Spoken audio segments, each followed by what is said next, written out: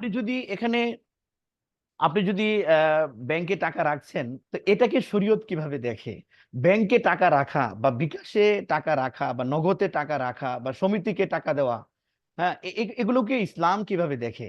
এখানে যে বিষয়টি আমি আপনাদের সামনে পরিষ্কার করার চেষ্টা করব, সেটি হচ্ছে যে ব্যাংকে যে টাকা রাখা হয় এটি মূলত স্বাভাবিকভাবে আমরা যেই আমানত বা যেই বিষয়টি জানি, এটা মূলত আমানত নয়। কারণ আমানতের যেই ক্যারেক্টারিস্টিক আছে, যে আমানতের যে বৈশিষ্ট্যগুলো আছে, সেটি হচ্ছে আমানতকৃত বস্তুর রিস্ক সাধারণত আমানত গ্রহীতার নয়, বরং আমানত দাতারই থাকে। তো এখানে যে আপনি আমানত রাখছেন, এর রিস্ক কার? এখানে যদি ব্যাংকে যদি টাকাটা হারিয়ে যায় বা ব্যাংক, আল্লাহ না করুক, যদি ব্যাংক ধ্বংস হয়ে যায়, তাহলে এটা রিস্কটা কার হবে? অবশ্যই ব্যাংকের হবে। ব্যাংক আপনাকে টাকা ফেরত দিতে বাধ্য থাকবে। এটা যদি আমানত হয়, তাহলে ব্যাংকের রিস্ক কেন? তার মানে বোঝা গেল যে এটা ব্যাংকের, এটা এটা আমানত না। তদ্রূপ ভাবে আমানত গ্রহীতা নিজ প্রয়োজনে কিন্তু আমানতকৃত বস্তু ব্যবহার করতে পারবে না। এটা কিন্তু একটা ইসলামিক একটা রুল। কিন্তু ব্যাংক কিন্তু নিজ প্রয়োজনে, এটা স্বাভাবিকভাবে ব্যাংক সেই টাকা খরচ করে, সেই ব্যাংক সেই টাকা দিয়ে সে বিনিয়োগ করে, বিজনেস করে, ব্যাংক করে সেটা। তার মানে বোঝা গেল যে এটাকে আমরা আমানত বললেও শরীয়তের দৃষ্টিতে কিন্তু এটা আমানত হচ্ছে না। কি হচ্ছে? এটা হচ্ছে করজ, ঋণ হচ্ছে, লোন হচ্ছে। কারণ ব্যাংক এটা নিজ প্রয়োজনে এটা ব্যবহার করবে, এর মালিক হচ্ছে যদিও গ্রহীতা, কিন্তু এটার মূল টাকা সে আবার ফেরত পাবে। ব্যাংকে সে দিচ্ছে, ব্যাংক এটাকে বিনিয়োগ করবে, ব্যবহার করবে, এরপরে তাকে আবার ফেরত দিবে। তার মানে হচ্ছে ব্যাংকে আমরা যে টাকাটা রাখি, এটা শরীয়তের দৃষ্টিতে এটা হচ্ছে ঋণ। তদ্রূপ ভাবে বিকাশে যে আমরা টাকা দিচ্ছি, এটা ঋণ। নগদে যে আমরা টাকা রাখছি, এটাও কিন্তু ঋণ হিসেবে তাকে দেওয়া হচ্ছে। সমিতিতে যে টাকা আমরা নেই বা সে আমাকে দেয়, এটাও কিন্তু ঋণ হিসেবে হচ্ছে। আর যখনই ঋণের আদান প্রদানের বিষয়টি চলে আসবে, তখনই কিন্তু এটা একটা কিছু কন্ডিশন এখানে চলে আসবে। অ্যাকর্ডিং টু ইসলামিক শরিয়া, শরিয়া তখন আপনাকে বলবে যে আপনি এই এই বিষয়গুলো আপনাকে কাভার করতে হবে, আদারওয়াইজ এটা কিন্তু সুদ হয়ে যাবে। তো আপনি যখন বিকাশে 1,000 টাকা লুট করলেন, এর মানে হচ্ছে বিকাশকে আপনি ঋণ দিচ্ছেন। এখন বিকাশ হচ্ছে ঋণ গ্রহীতা। তো আমরা জানি ইসলামিক রুল বলছে যে ঋণ গ্রহীতা থেকে কোনো ধরনের উপকার নেওয়া নেওয়া এটা সুদ হবে। তাহলে এখানে বিকাশ যে আপনাকে ক্যাশব্যাক দিচ্ছে, এই ক্যাশব্যাকটা কিন্তু সুদ হয়ে যাচ্ছে, কারণ আপনি ঋণ গ্রহীতা থেকে উপকার নিচ্ছেন, বিকাশ আপনাকে দিচ্ছে। ক্যাশব্যাকের অনেক অনেক টাইপস আছে, আমি ইনশাল্লাহ বিস্তারিত বলবো। এটা একটা, আপনারা নোট নেবেন আশা করি এই কথাগুলো। আমি যেভাবে বলছি সেভাবে মনে রাখতে হবে। অর্থাৎ বিকাশকে যদি কেউ ঋণ দেয়, বিকাশের মধ্যে যদি কেউ টাকা লুট করে, লুট করার পরে বিকাশ যদি আপনাকে অতিরিক্ত দেয়, সে অতিরিক্ত এটা যে কোনো নামে হতে পারে, প্রফিট নামে হতে পারে, মুনাফা নামে হতে পারে, ক্যাশব্যাক নামে হতে পারে, রিওয়ার্ড পয়েন্ট নামে হতে পারে, এরপরেও কিন্তু এটা রিবা হবে। আশা করি বিষয়টি বুঝতে পেরেছেন। আমাদের যে সমস্ত ইসলামিক স্কলারগণ ছিলেন, আমাদের সাহাবা এবং তাবেঈন, তাবেঈন, ওনারা কিন্তু ঋণ গ্রহীতা থেকে কোনো ধরনের উপকার নিতেন না। এমনকি ঋণ গ্রহীতার যে ঘোড়ার উপর আরোহণ করা ওনারা নিষেধ করতেন। কিন্তু এটা আমাদের সমাজে এটা ছড়িয়ে আছে যে আমরা এটা অনেকেই জানি না যে ঋণ গ্রহীতা থেকে কোনো ধরনের উপকার নেওয়া যাবে না। হ্যাঁ, যদি পারিবারিক সূত্র থেকে বা আত্মীয়তার সূত্র থেকে আপনাদের সাথে আগে থেকেই হাদিয়া দেওয়া নেওয়ার একটা সিস্টেম থাকে, তাহলে এটা কোনো সমস্যা নেই, কারণ এটা আত্মীয়তার কারণে হচ্ছে, এটা ঋণের আদান প্রদানের কারণে হচ্ছে না। আশা করি বিষয়টি বুঝতে পেরেছেন। আরেকটি বিষয় হচ্ছে যে আমাদের যে সুদের যে সংজ্ঞাটা বা রিবার যে সংজ্ঞা, এটা হচ্ছে আপনারা এখানে দেখতে পাচ্ছেন যে অতিরিক্ত শর্ত করে নেওয়া হবে। অতিরিক্ত শর্ত করে নেওয়া হবে যদি উইদাউট এনি কন্ডিশন হয়, কোনো শর্ত নেই, শর্ত ছাড়া যদি হয়। উদাহরণস্বরূপ, আপনি একজনকে ঋণ দিয়েছেন 2 লক্ষ টাকা। তো আহ, সে আপনাকে টাকা ফেরত দিচ্ছে। এখন যে দিচ্ছে, ঋণ গ্রহীতা, সে মনে করছে যে আমি তো ভাইয়ের কাছ থেকে 2 লক্ষ টাকা নিলাম, এটা যদি সে ব্যবহার করতো তাহলে তো সে উপকৃত হতে পারতো, তাহলে আমি তাকে একটু বেশি দেই। ইচ্ছা করে উনি 2,000 টাকা বা 3,000 টাকা বেশি দিতে চাচ্ছেন। তো ইচ্ছা করে যদি দেওয়া হয়, এখানে যদি কোনো কন্ডিশন না থাকে, তাহলে শরীয়ত বলবে, ইসলাম বলবে যে হ্যাঁ, এখানে কোনো সমস্যা নেই। এবং শরীয়ত এটা উদ্বুদ্ধ করবে যে যখন তোমাকে কেউ উপকার করে, তো আহ, চাইতে হবে কেন, তুমি নিজের থেকে তাকে একটু বেশি করে দিয়ে দাও। প্রিয় নবীজি সাল্লাল্লাহু আলাইহি ওয়াসাল্লামের উত্তম আখলাকের মধ্যে একটি এই আখলাক ছিল যে নবীজি যখন কারো কাছ থেকে ঋণ নিতেন তখন স্বেচ্ছায় তাকে দেওয়ার সময় বাড়িয়ে দিতেন। তো আমরা স্বেচ্ছায় দিতে পারি, কিন্তু এখানে কোনো কন্ডিশন এখানে আসবে না। তার মানে আমরা এখানে সংক্ষিপ্তভাবে যেটা বুঝতে পারলাম যে লোন বেসড ইন্টারেস্ট যে বিষয়টি, সেটা হচ্ছে যে ঋণের আদান প্রদানে অতিরিক্ত দেওয়া, এবং অতিরিক্ত দেওয়াটা এটা শর্তযুক্ত হবে। আর এই অতিরিক্ত দেওয়ার যে বিষয়টি, এটি এটা মেয়াদের সাথে সংশ্লিষ্ট থাকবে। মেয়াদ যে প্রতি মাসে দিতে হবে বা প্রতি বছরে এই পরিমাণ দিতে হবে। যদি এগুলো ছাড়া উইদাউট এনি কন্ডিশন হয়, নিজে থেকে দেওয়া হয়, সেখানে কোনো রীতিনীতি বা সামাজিক কোনো আহ, শর্ত যদি না থাকে, তাহলে অতিরিক্ত দেওয়াটা এটা রিবার মধ্যে পড়বে না। আশা করি এই বিষয়টি বুঝতে পেরেছেন। আরেকটি যে বিষয়, লাইবিলিটি বেসড ইন্টারেস্ট, এটা আমাদের আমি আগে দেখলাম যে আমাদের সুদের যে সংজ্ঞাটা দেওয়া হয়েছে বাংলা একাডেমিক অভিধান বা অক্সফোর্ড এবং সংসদ এই জাতীয় যে সমস্ত ডিকশনারি গুলো আছে, তারা যে বিষয়টা বলেছে বা বাংলাদেশে যেটা প্রচলিত আমাদের দেশে এবং বহির্বিশ্বেও প্রায় সব দেশে একই ভাবে মডিফাইড করা হয়, যে ঋণের আদান প্রদানে দেওয়াটা হচ্ছে সুদ। কিন্তু রিবা কোরআনুল কারিমে যে রিবাকে নিষেধ করা হয়েছে, এটা শুধুমাত্র এই প্রকারকে যে অন্তর্ভুক্ত করে তা না, বরং আরো তিনটি টাইপসকে অন্তর্ভুক্ত করে। আমরা ইনশাআল্লাহ বিস্তারিত জানবো। এর আরেকটা প্রকার হচ্ছে লাইবিলিটি বেসড ইন্টারেস্ট, বা এটাকে আরবিতে বলা হয় রিবা আদ দাইন। অর্থাৎ যে কোনো দায় ক্রিয়েট হওয়ার পর, লাইবিলিটি ক্রিয়েট হওয়ার পর মেয়াদান্তে বাড়িয়ে নেওয়া। সে ফর এক্সাম্পল, আমরা প্রায় সবাই এই চুক্তি করে থাকি। আমরা ওয়ালটন, সিঙ্গার বা ইত্যাদি যে স্যামসাং যে সমস্ত কোম্পানিগুলো আছে, আপনারা খেয়াল করবেন যদি কিস্তিতে কোনো পণ্য ক্রয় করা হয়, তাহলে কিন্তু তারা একটা কাগজ দিয়ে থাকে, একটা চুক্তিনামা দিয়ে থাকে। এখানে কিন্তু লেখা থাকে যে আপনি 6 কিস্তিতে, উদাহরণস্বরূপ আপনি একটা মোটরসাইকেল ফ্রিজ কিনলেন 60,000 টাকা দিয়ে। তো চুক্তি হলো 6 কিস্তিতে আপনাকে পরিশোধ করতে হবে। কিন্তু যদি কোনো কিস্তি ফেল হয়, তাহলে আপনাকে অতিরিক্ত 2,000 টাকা বিলম্ব মাসুল দিতে হবে। এভাবে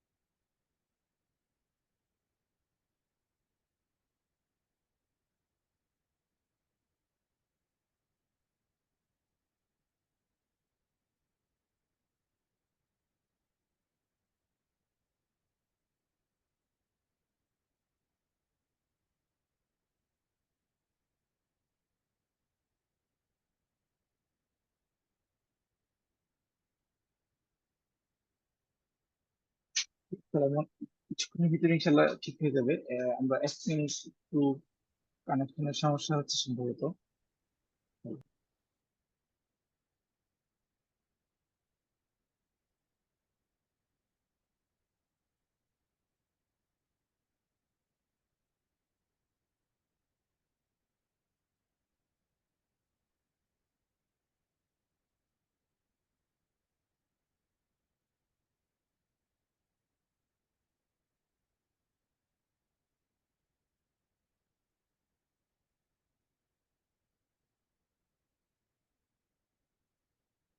সকল বিউপি আমাকে শুনতে পাচ্ছেন? আপনারা টুপি খুলে বসেন। সকল বিউপি টুপি খুলে বসেন।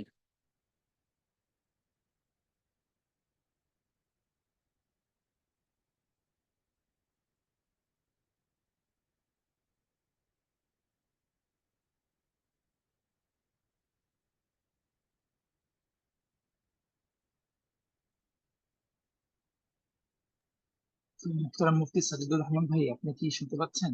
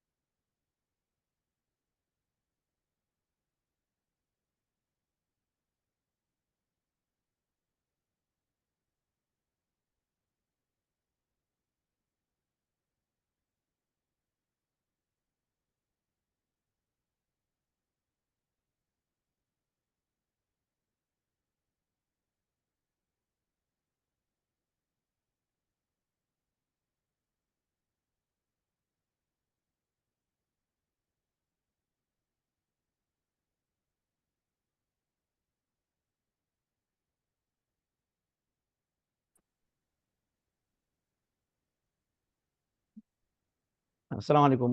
আমার কথা শোনা যাচ্ছে? জি, আপনার কথা শোনা যাচ্ছে মোহতারাম। জি, চলো। জি জি জি জি, দুঃখিত, একটু সমস্যা হয়ে গেছে।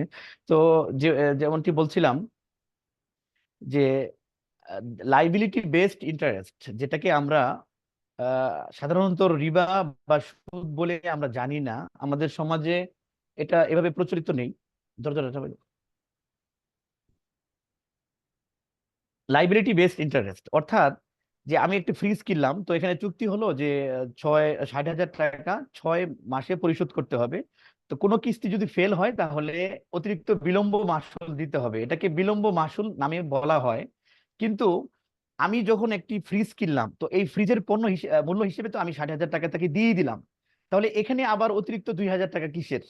তো এখানে যে অতিরিক্ত 2,000 টাকা যে বিষয়টা, সেটা হচ্ছে সুদ। এটাকে সুদ বলা হবে ইসলামে। অর্থাৎ পণ্য 60,000 টাকা ফিক্সড হওয়ার পরে মেয়াদান্তে অতিরিক্ত যেটা নেওয়া হচ্ছে এটাকে রিবা বলা হচ্ছে।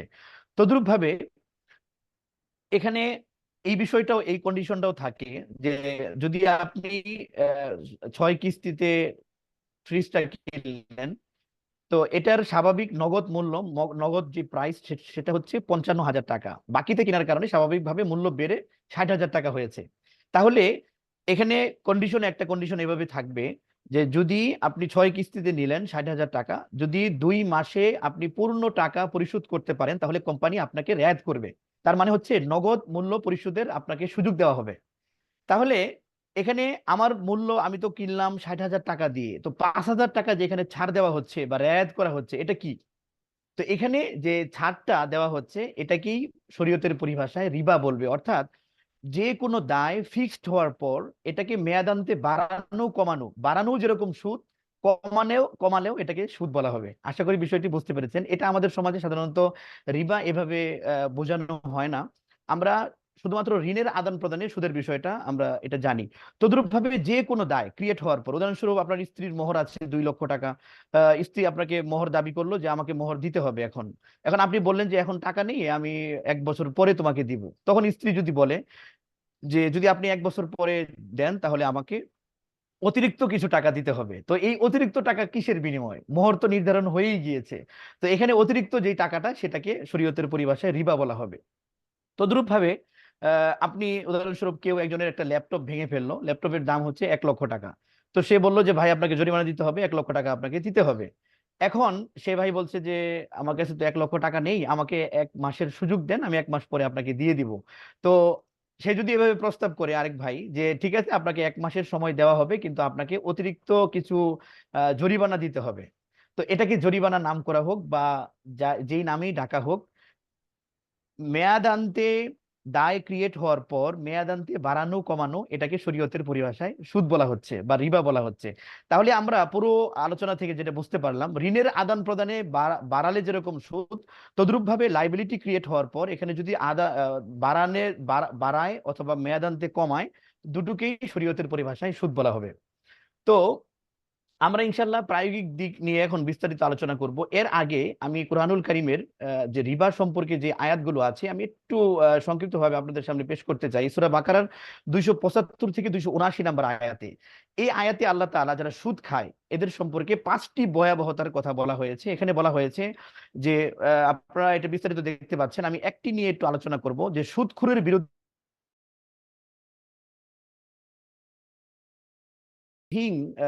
অন দিস ম্যাটার, যে কেয়ামতের ময়দানে হাসরের মাঠে যখন আমরা চূড়ান্ত পর্যায়ের মুখাপেক্ষিতার সম্মুখীন হব, যখন আল্লাহ ছাড়া এখানে কেউ থাকবে না, আমার বাবা মা বা আত্মীয় স্বজন কেউ সাহায্য করার মতো থাকবে না, একমাত্র আল্লাহ তাআলা যদি আমাকে দয়া করেন তখন আমি দয়া পাবো। এই মুহূর্তে যদি আল্লাহ রসুল বলেন যে কে কে আছো দুনিয়াতে সুদ খেয়েছো, কে কে আছো দুনিয়াতে সুদের লেনদেন করেছো, সে আসো, আমি এবং আমার রসুলের বিরুদ্ধে যুদ্ধ করো, তখন অবস্থাটা কেমন হবে এটা সহজেই বোধগম্যের বিষয়। তদ্রুপভাবে দুনিয়াতে যদি আল্লাহ তাআলা এরকম ঘোষণা করেন, দুনিয়াতে যত বড় আহ, শক্তিধর দেশ বা রাষ্ট্র হোক না কেন, যদি আল্লাহ ঘোষণা করেন যে আমার বিরুদ্ধে আসো, যুদ্ধের ডাকে আসো, তাহলে আমাদের অবস্থা কেমন হতে পারে? কুরআনুল কারীমে আল্লাহ তাআলা সেম টু সেম এই বিষয়টি বলেছেন। যারা সুদ খায় বুঝে শুনে, তাদেরকে আল্লাহ তাআলা সরাসরি যুদ্ধের ডাক দিয়েছেন এবং আল্লাহ তাআলা বলেছেন যদি তোমরা সুদ না ছাড়ো তাহলে যুদ্ধে আসো, আর যদি তোমরা এটা না পারো তাহলে সুদকে ছেড়ে দাও। তাহলে আমরা যদি মুমিন হয়ে থাকি, বা আমরা তো আলহামদুলিল্লাহ আমরা তো এটা বিশ্বাস করি মনে প্রাণে, কবর সত্য, হাসর সত্য এবং আখিরাত সত্য, আল্লাহর সামনে আমাদেরকে দাঁড়িয়ে ফেস টু ফেস একজন একজন করে আল্লাহ তাআলা আমাদেরকে হিসাব নিবেন, আমাদের আমলের হিসাব নিবেন, আমাদের আয়ের হিসাব নিবেন, আমাদের ব্যয়ের হিসাব নিবেন, তখন কিন্তু আল্লাহ তাআলা আমাদেরকে এই সমস্ত বিষয়গুলো বলবেন। তো এই জন্যই আমাদের একটু ভাবার বিষয় যে আমরা যদি স্বেচ্ছায় সুদকে ছেড়ে দেই, তাহলে আল্লাহ তাআলা আমাদেরকে এর বিনিময়ে উত্তম প্রতিদান আমাদেরকে দিবেন। আরেকটি বিষয় যে প্রিয় নবীজি হাদিসের মধ্যে সুদ যারা খায় এদের ভয়াবহতার বিষয়ে অনেকগুলো হাদিস এসেছে। একটি হাদিস সহিহ বুখারীর 2417 নম্বর হাদিসে অত্যন্ত হৃদয়গ্রাহী একটি দৃশ্য এবং ভয়াবহ একটি দৃশ্য এখানে রাসূলুল্লাহ সাল্লাল্লাহু আলাইহি সাল্লাম আমাদের সামনে আমাদেরকে মেসেজ দিয়েছেন। সেই বিষয়টি হচ্ছে, প্রিয় নবীজি দেখেন যে রক্তের নদীতে এক শ্রেণীর লোক হাবুডুবু খাচ্ছে। তারা যখন তীরে সাঁতার কেটে আসতে চায়, তখন তাদের মাথার মধ্যে একটা পাথর দ্বারা আঘাত করা হয়, আবার তারা মাথা থেতলে যায়, একবারে বিক্ষিপ্ত হয়ে যায়, আবার নদীর মাঝখানে চলে যায়, আবার আসে, তাদের মাথা থেতলানো হয়, আবার যায়, আবার আসে। এরকম বারবার এই আচরণ করা হচ্ছে। প্রিয় নবীজি অত্যন্ত হৃদয়গ্রাহী এবং দুঃখ ভারাক্রান্ত হৃদয় নিয়ে প্রিয় নবীজি বললেন যে এরা কারা, এরা কারা, এদের সাথে এমন আচরণ করা হচ্ছে। হযরত জিবরাইল আলাইহিস সালাম বললেন, এরা আপনার উম্মতের সেই সমস্ত উম্মত, সেই সমস্ত মানুষ যারা সুদ খেত। এটা আসলে বুঝে বলে বোঝানোর মতো বিষয় না। প্রিয় অডিয়েন্স, আপনারা সহজেই বুঝতে পারছেন যে এটা কত মারাত্মক একটা চিত্র। তো এটা চোখ বন্ধ করে বোঝার বিষয় যে এমন যদি অবস্থা হয় তাহলে কেমন অবস্থা হবে। মুসলিম শরীফের আরেকটি হাদিসে প্রিয় নবীজি 4 শ্রেণীর মানুষকে লানত করেছেন, অভিশাপ দিয়েছেন, যারা সুদ গ্রহীতা, সুদ দাতা, সুদের চুক্তির লেনদেনের লেখক এবং সুদের সাক্ষ্য দানকারী। উদাহরণস্বরূপ দুইজন সুদের চুক্তি করছে, এখানে আপনাকে বলছে যে ভাই আপনি একটু সাক্ষী থাকেন, স্বাভাবিকভাবে এখানে মানি ট্রানজাকশন হচ্ছে, এখানে একটু থাকা ভালো। কিন্তু এখানে আপনার থাকা যাবে না, কারণ এখানে যদি আপনি থাকেন তাহলে এই রসুলের যে হাদিস, এই হাদিসের আন্ডারে পড়ে যাচ্ছেন। এখানে সুদের সাক্ষ্য দানকারীকেও অভিশপ্ত করা হয়েছে। তদ্রূপভাবে সুদী লেনদেনের লেখক, যারা লিখে রাখে, যারা সমিতিতে চাকরি করে, যারা ব্যাংকে চাকরি করে, কনভেনশনাল ব্যাংকে যারা চাকরি করে, এদেরকেও এই এই এই চুক্তির আওতায় আনা হয়েছে যে সুদী লেনদেনের লেখক যারা হবে তারা অভিশপ্ত। অর্থাৎ যে সুদ আমাদেরকে চূড়ান্ত ভাবে ছাড়তে হবে, এটা আল্লাহ তাআলার মেসেজ আমাদের প্রতি। যদি আমরা ছাড়ি, আল্লাহ তাআলা উত্তম বিনিময় আমাদেরকে দিবেন। আল্লাহ তাআলা আমাদের সবাইকে সুদ সহ যাবতীয় সব ধরনের হারাম থেকে বেঁচে থাকার তৌফিক দান করুন।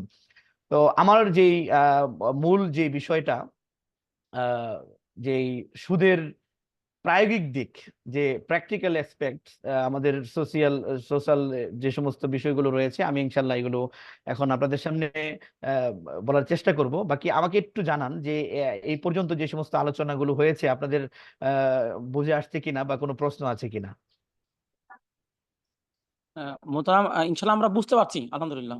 জি জি জি, শুক্রিয়া শুক্রিয়া, অনেক শুক্রিয়া। তো আমি সামনে যাচ্ছি। আমি আগেই বলেছি যে কনভেনশনাল ব্যাংক, ইসলামী ব্যাংক বাদে যত ব্যাংক আছে সবগুলোকে নন ইসলামিক ব্যাংক বলা হয়। এগুলোতে ডিপোজিট করা, এগুলোতে current account, saving account, fixed account, salary account, সব ধরনের অ্যাকাউন্ট করা সম্পূর্ণ হারাম, সম্পূর্ণ হারাম, এবং এগুলো নিষেধ। কারেন্ট অ্যাকাউন্টে তো সুদের কোনো চুক্তি হয় না, বা সুদ নেওয়া দেওয়া হয় না, তাহলে এটা নিষেধ কেন? এটা নিষেধ হচ্ছে এই জন্য যে তারা মূলত সুদী লেনদেন করে, তারা আপনার টাকা দিয়ে সুদের কাজ করবে। তার মানে আপনি তাদেরকে সুদের কাজ করার জন্য সাহায্য করছেন। এই জন্য এই কাজটি করা যাবে না। কারেন্ট অ্যাকাউন্ট যদিও সুদ আপনি নিচ্ছেন না, কিন্তু আপনি একটা গুনাহের কাজে সহযোগিতা করছেন। আল্লাহ তাআলা আমাদেরকে নিষেধ করেছেন এবং বলেছেন যে তোমরা তাআওয়ানু, তোমরা পরস্পর সহযোগিতা করো, আলাল বিররি, নেক এবং তাকওয়া, তাকওয়া এবং বীর, ভালো কাজে তোমরা পরস্পর সহযোগিতা করো। ওয়ালা তাআওয়ানু, যে তোমরা একে অপরকে সহযোগিতা করো না, আলাল ইসমি ওয়াল উদওয়ান, গুনাহ এবং পাপের কাজে। তো এই গুনাহ এবং পাপের কাজে নিজে যেরকম করা নিষেধ, আরেকজনকে সহযোগিতা করাও নিষেধ। আশা করি বুঝতে পেরেছেন। সেভিং এবং ফিক্সড, এটা তো হারাম, এটা আপনারা সহজেই বুঝতে পারছেন, কারণ এখানে সুদের চুক্তি থাকে। স্যালারি অ্যাকাউন্ট, আমরা যারা বিভিন্ন কোম্পানি বা সরকারি বেসরকারিতে চাকরি করি, অনেক সময় কোম্পানি বলে বা প্রতিষ্ঠান বলে যে আপনাকে একটা অ্যাকাউন্ট খুলতে হবে ব্যাংকে। তখন আমরা কি করব? এখানে আমরা প্রথমেই আমাদের যে বিষয়টা মাথায় রাখতে হবে যে এটা কোনো ইসলামী ব্যাংকের অ্যাকাউন্টের নাম্বারটা দিয়ে দেওয়া। কারণ যদি আমি এখানে নন ইসলামিক ব্যাংকের অ্যাকাউন্ট নাম্বার দিয়ে দিই তাহলে আমাকে কিন্তু সেখানে অ্যাকাউন্ট খুলতে হচ্ছে, খোলাটাই একটা হারাম চুক্তি।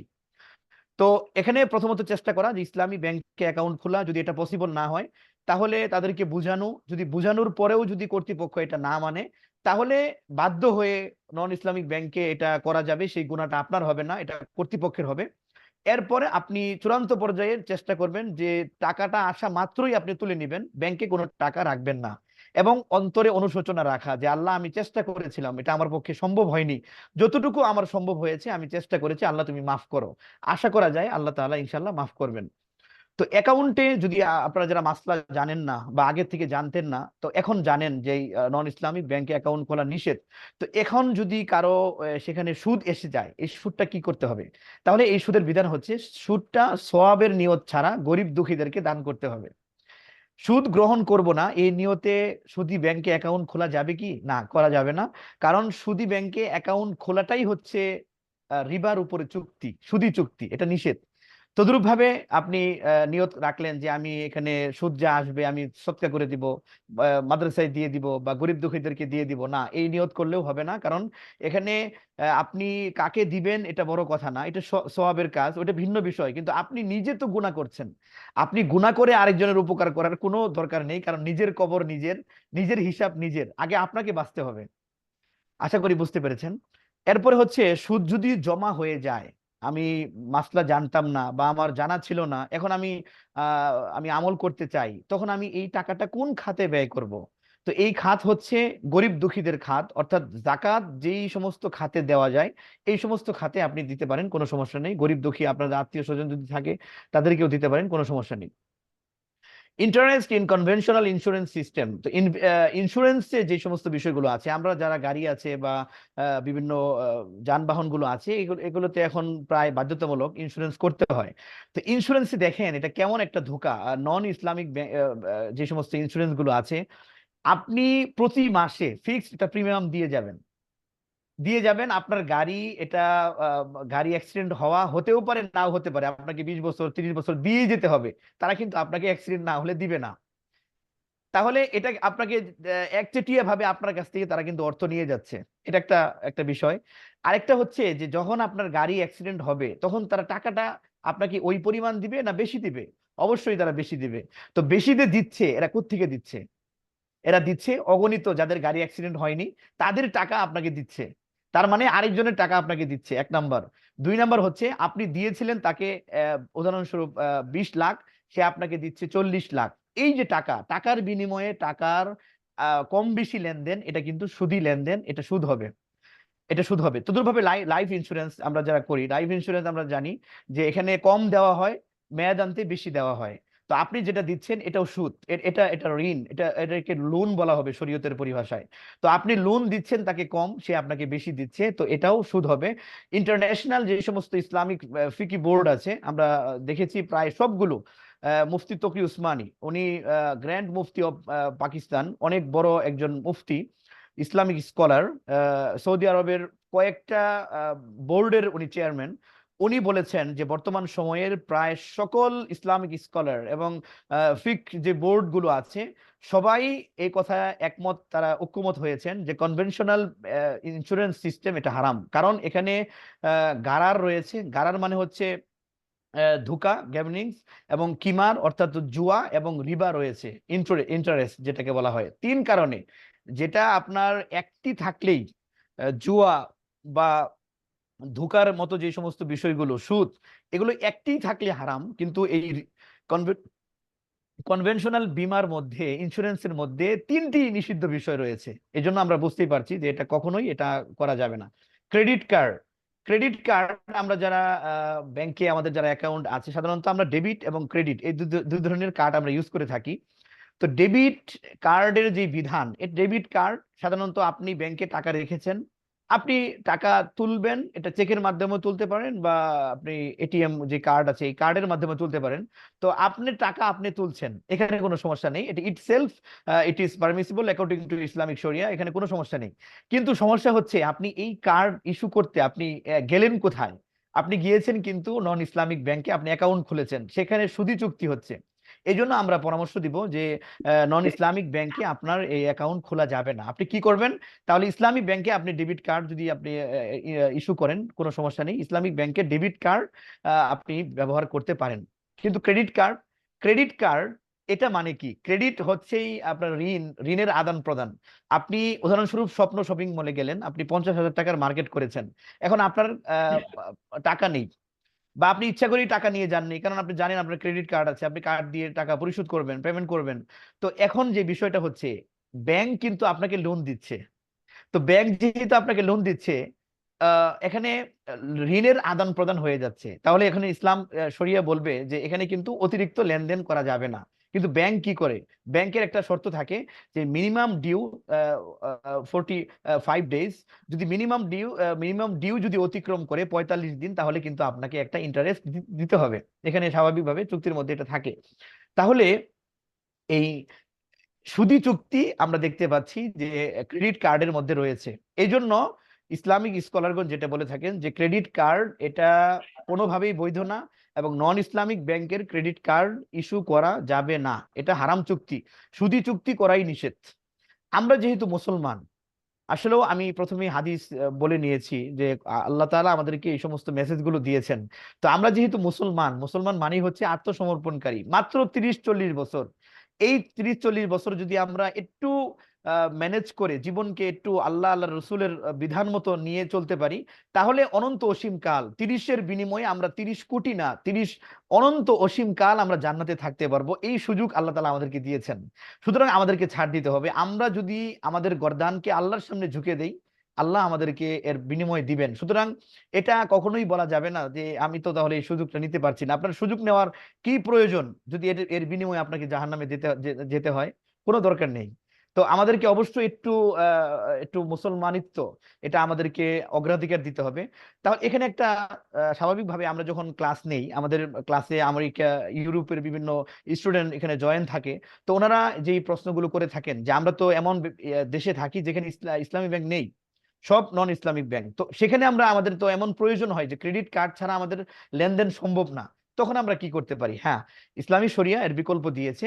এখানে 5টি শর্ত রয়েছে যে যখন আপনার ডেবিট কার্ডের সমাধান হচ্ছে না, বা ক্রেডিট কার্ড, আপনার একটা অমুসলিম বন্ধু আছে, তো অমুসলিম যারা, তাদের নিকট তো আর সুদের বিষয়টি নেই।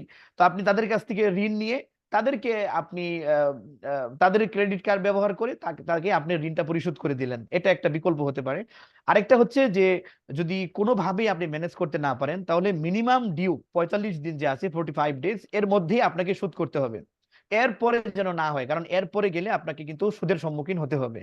এই 5টি শর্তে অত্যন্ত প্রয়োজন, যেখানে আপনার জীবন নির্বাহ করা পসিবল না, তখন আপনাকে শরীয়ত এই 5টি শর্তে ক্রেডিট কার্ডের অনুমতি দিবে।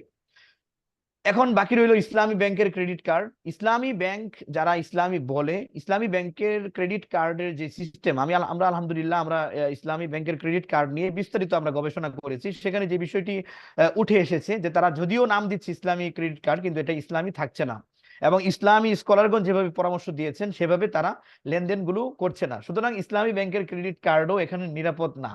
এই জন্য আমরা যেটা করব, ইসলামী ব্যাংকের ডেবিট কার্ড আমরা ব্যবহার করতে পারি। এর মাধ্যমে আমরা আমাদের প্রয়োজনগুলো ছাড়তে পারি। আরেকটি বিষয় আমাদের প্রায়োগিক দিকের মধ্যে আমরা অনেক জোরালোভাবে আলোচনা করে থাকি, যে আমরা জানি যে সরকার বিভিন্ন সময় bond, price bond, treasury bill, debenture এবং সেভিং সঞ্চয়পত্র এবং যে সমস্ত পেনশন স্কিম নামে যে সমস্ত বিষয়গুলো আছে, সার্বজনীন পেনশন স্কিম, তো এই সবগুলো মোটামুটি সরকারের একটা সিস্টেম, যে এই সিস্টেমে বন্ডের মাধ্যমে, প্রাইস বন্ডের মাধ্যমে বা ট্রেজারি বিলের মাধ্যমে জনগণ থেকে কিছু টাকা উসুল করার। সরকার যখন কোনো প্রজেক্ট বা বড় বড় কিছু করতে চায়, তখন সরকার জনগণ থেকে টাকা নেওয়ার যে প্রসেসিং, সেটাই হচ্ছে আমাদের বন্ড বা ট্রেজারি বা প্রাইস বন্ড যেভাবে বলা হয়। তো এখানে মূল থিওরিটা কি?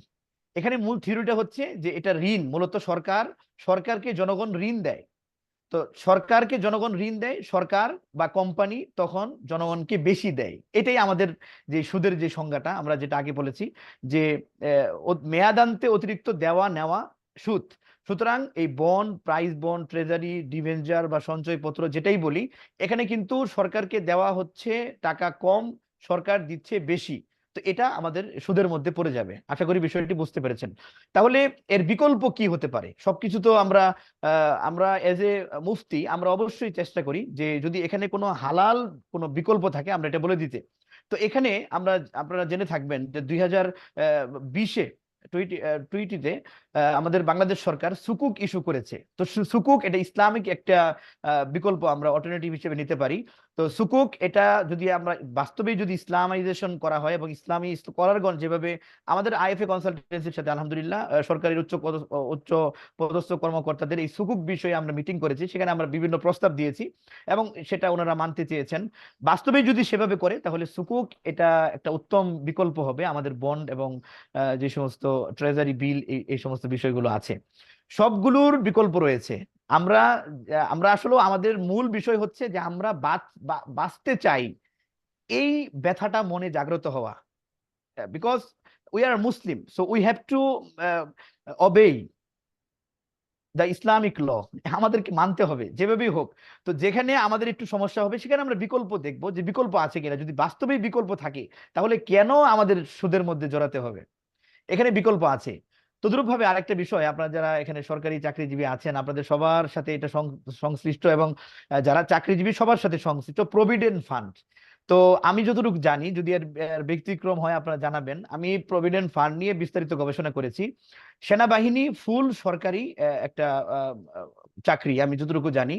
তো ফুল সরকারি যে সমস্ত প্রভিডেন্ট ফান্ড গুলো আছে ফুল সরকারি, এমনকি সাহিত্য শাসিত যে সমস্ত প্রতিষ্ঠানগুলো আছে যেমন বুয়েট, ডুয়েট, চুয়েট এই সমস্ত ইউনিভার্সিটি গুলো, এগুলো সাহিত্য শাসিত। তো আমি খবর নিয়ে দেখেছি যে ফুল সরকারি এবং সাহিত্য শাসিত সরকার এই প্রভিডেন্ট ফান্ডের টাকাটা বাজেট থেকে দেয়। আর সরকারের বাজেট যেহেতু হালাল এই জন্য কোনো সমস্যা নেই।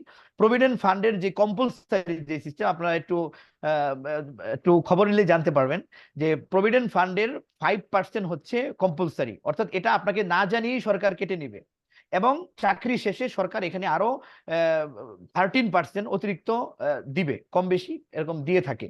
তাহলে এই 5% এবং চাকরি শেষে এই 5%-এর যে অতিরিক্ত 13 হতে পারে বা 11 হতে পারে, 12% হতে পারে, এটা যদি দেয় সরকার তাহলে এটা সম্পূর্ণ বৈধ, কোনো সমস্যা নেই, এটা সুদের মধ্যে পড়বে না। এই একটা প্রকার রয়েছে যেটা জনগণ জানে সুদ, কিন্তু ইসলামী শরীয়তের আলোকে এরকম আরো কিছু উদাহরণ রয়েছে, কিন্তু এটা ব্যাপকভাবে আমরা জানি যে এটা সুদ, কিন্তু এটা সুদ না, এটা সম্পূর্ণ হালাল। কিন্তু এটা আমাদেরকে বুঝতে হবে যে ফুল সরকারি প্রতিষ্ঠান, এখানে কিন্তু কিছু কন্ডিশন আছে। ফুল সরকারি প্রতিষ্ঠান এবং এদের যে অতিরিক্তটা এটা সরকার বাজেট থেকে যদি দেয় তাহলে এটা সুদ হবে না, এটা হালাল হবে।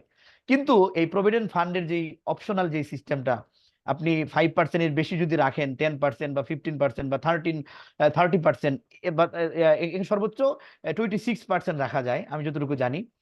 তো এই যে অতিরিক্ত যেটা আপনি রাখছেন এখানে কি, এখানে একটু সমস্যা। এখানে ব্যাখ্যা হচ্ছে আমি যেটা আগে বলেছি যে আপনি এখানে সরকারকে স্বেচ্ছায় টাকা দিচ্ছেন, তার মানে আপনি দিচ্ছেন কম, নিচ্ছেন বেশি। এই অর্থাৎ যেটা আপনার ঐচ্ছিক যেই প্রভিডেন্ট ফান্ড আছে এটা সুদ হবে। কিন্তু আমি যেটা হালাল বলেছি সেটা হচ্ছে বাধ্যতামূলক যেটা, এটা হালাল। আশা করি বিষয়টি বুঝতে পেরেছেন। তদ্রুপ ভাবে মর্গেজ, এটা আমরা জমি বাগি দেওয়া বলি আমাদের টাঙ্গাইলের পরিভাষায়, এখানে হয়তো বা অনেকে টাঙ্গাইল থাকতে পারেন। তো এটা আমাদের সারা দেশেই আছে। এই অর্থাৎ আপনার উদাহরণস্বরূপ আব্দুল্লাহ ভাইয়ের টাকা প্রয়োজন হলো 10 লাখ টাকা, ওনার টাকা প্রয়োজন, কিন্তু ওনার জমি আছে, টাকা নেই। তো আরেক ভাই কাছে প্রস্তাব দিলেন যে ভাই আমার তো 10 লক্ষ টাকা প্রয়োজন। তো ওই ভাই বললেন ঠিক আছে তোমার জমিটা দাও, আমি জমি খেতে থাকি, তো তুমি যখন টাকা দিবে আমি তোমাকে জমিটা ফেরত দিব। এটা আপনারা হয়তোবা বুঝতে পেরেছেন যে এটা আমাদের সমাজে বহুল ভাবে ব্যাপকভাবে প্রচলিত। তো এখানে কি হলো, আপনি 10 লক্ষ টাকা তাকে দিলেন, সে কিন্তু মেয়াদান্তে 10 লক্ষ টাকা আপনাকে ফেরত দিবে। তো মাঝখানে যে জমিটা ভোগ করলেন, জমির ফসল, এটা কি? এটাই তো হচ্ছে সুদ। ওই সুদ যে ঋণের আদান প্রদানে অতিরিক্ত সুবিধা নেওয়া। আশা করি বুঝতে পেরেছেন। তাহলে এর বিকল্প কি? এর বিকল্প হচ্ছে এটা রেন্ট সিস্টেম করা, রেন্ট কন্ট্রাক্টে যাওয়া, অর্থাৎ এখানে ভাড়া চুক্তি করা, যেই ভাড়াটা এটা ঋণের আদান প্রদানের সাথে শর্ত থাকবে না, এবং এটা ওই দেশে ওই জমির যেই ভাড়াটা সেই ভাড়া হিসেবে ধরতে হবে। আশা করি বিষয়টি বুঝতে পেরেছেন। আরেকটা হচ্ছে নির্ধারিত প্রফিট। আমি আমি ঢাকা কচুক্ষেত থাকি, কচুক্ষেত সেনাবাহিনীর কাছেই, আপনারা জানেন। তো এখানে আমার মামাও একজন সেনাবাহিনী। তো মামা আমাকে একদিন বলছেন যে আমি তো পেনশনের টাকা এরকম 10 লক্ষ টাকা আমি ওই যে যে ট্রাস্ট আছে সেনাবাহিনীর, সেই ট্রাস্টে আমি রেখেছি। তো আমি মামাকে বললাম যে আপনি ট্রাস্টে রেখেছেন, কিভাবে রেখেছেন?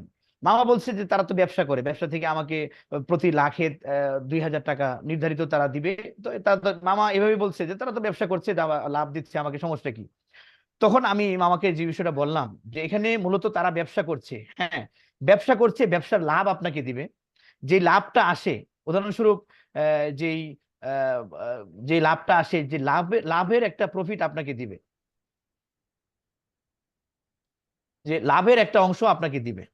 তো লাভের যে অংশটা দিবে, হ্যাঁ লাভের একটা হতে পারে যে 30-70% বা 50-50% এভাবে দিবে। তো এখানে যে মানে যদি নির্ধারিত চুক্তি হয়, অর্থাৎ লাখে আপনাকে 2,000 দিতে হবে, তো এই 2,000 টাকা আসবে কোত্থেকে? যদি লস হয় তার, তো লস হলেও তো তাকে আপনাকে দিতে হবে। তার মানে বোঝা যাচ্ছে, তার মানে যে বিষয়টা বোঝা যাচ্ছে যে আপনি যেই টাকা দিচ্ছেন আপনাকে ফিক্সড লাভ দিতে হবে। অর্থাৎ আপনি দিচ্ছেন 1,00,000, নিচ্ছেন 1,02,000, এটাই হচ্ছে সুদ। আশা করি আপনারা বুঝতে পেরেছেন। সে ব্যবসা করছে, ব্যাংকও তো ব্যবসা করে, সমিতি ব্যবসা করে, বীমা তারাও ব্যবসা করে। এখানে ব্যবসা মূল বিষয় না, এখানে মূল যে বিষয়টা, সেই বিষয়টা হচ্ছে যে টাকার আদান প্রদানে অতিরিক্ত নেওয়া দেওয়া যাবে না। আশা করি বুঝতে পেরেছেন।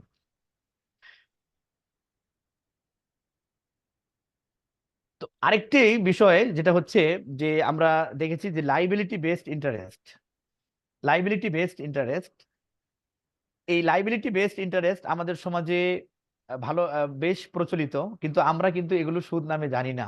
ইএমআই যে সিস্টেমটা রয়েছে, কিস্তির লেনদেন, এখানে আমরা, আমি আগেই আপনাদের সামনে বলেছি যে কিস্তিতে যেই চুক্তিটা হয়, এখানে আপনি চেষ্টা করবেন যে নগদে কিনে ফেলার জন্য। যদি নগদে কেনার সম্ভব না হয়, যদি কিস্তিতেই আপনাকে কিনতে হয়, তাহলে আপনি ওই যে কন্ডিশন গুলো আছে, যে যদি আহ, আপনার কোনো কিস্তি ফেল হয় তাহলে আপনাকে অতিরিক্ত 2,000 টাকা দিতে হবে, অথবা যদি এই চুক্তি হয় যে যদি আপনি 6 কিস্তিতে নিলেন, যদি 2 মাসের মধ্যে দিতে পারেন তাহলে আপনাকে কোম্পানি রেয়াত করবে, এই শর্তগুলো আপনি কেটে দেওয়ার চেষ্টা করবেন, যে এই শর্তগুলো সুদি চুক্তি, আপনার এগুলো কেটে দেন।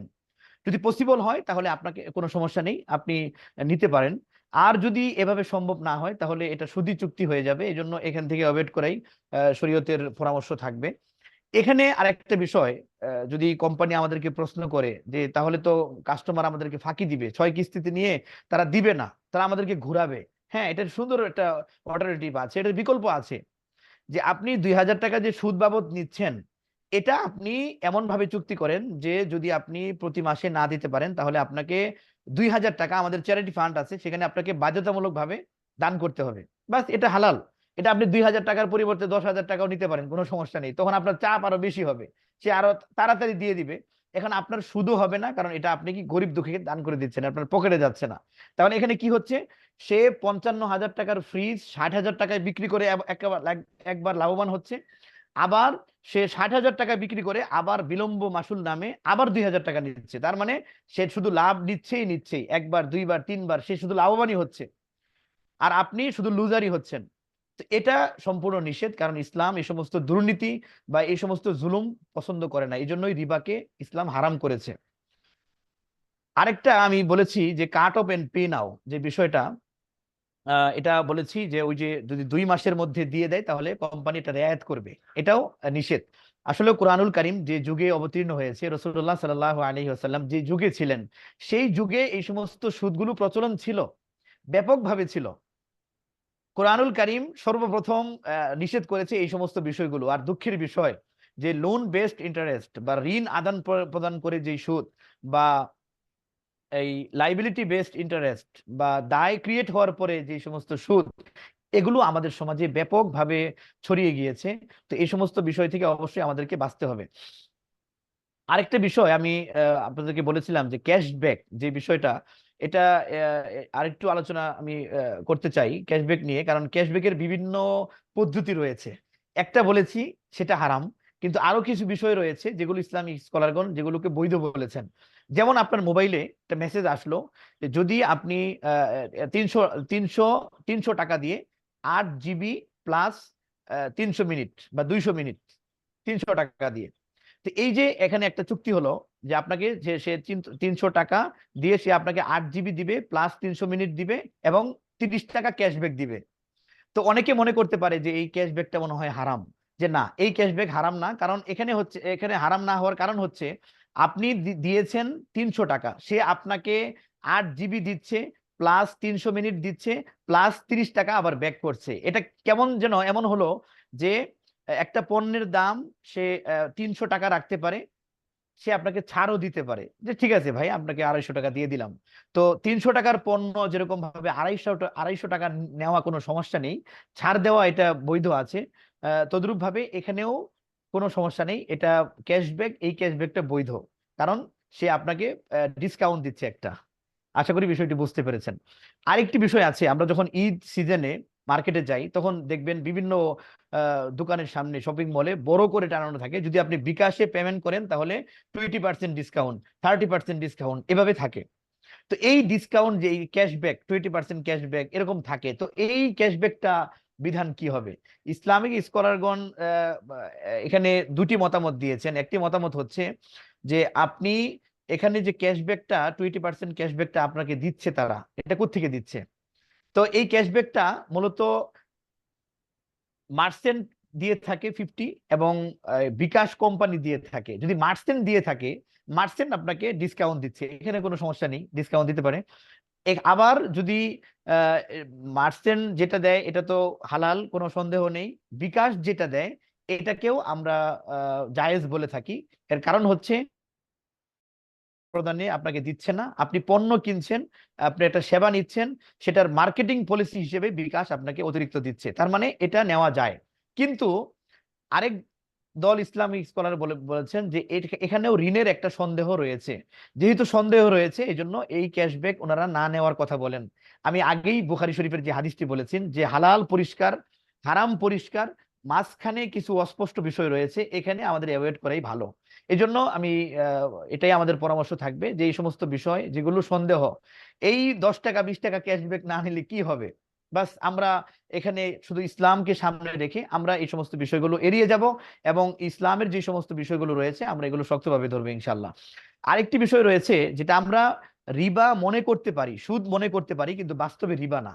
উদাহরণস্বরূপ আপনি 20 টাকা লুট করলেন, সাধারণভাবে স্বাভাবিকভাবে 20 টাকা লুট করলে 19 টাকা আসে। তো এমন মনে হতে পারে যে আমি তো তাকে দিলাম 20 টাকা, সে আপনাকে আমাকে 19 টাকা দিচ্ছে, তাহলে 1 টাকা মনে হয় এখানে কম দিচ্ছে, তাহলে 20 টাকাকে 19 টাকার বিনিময়ে কিনলাম না।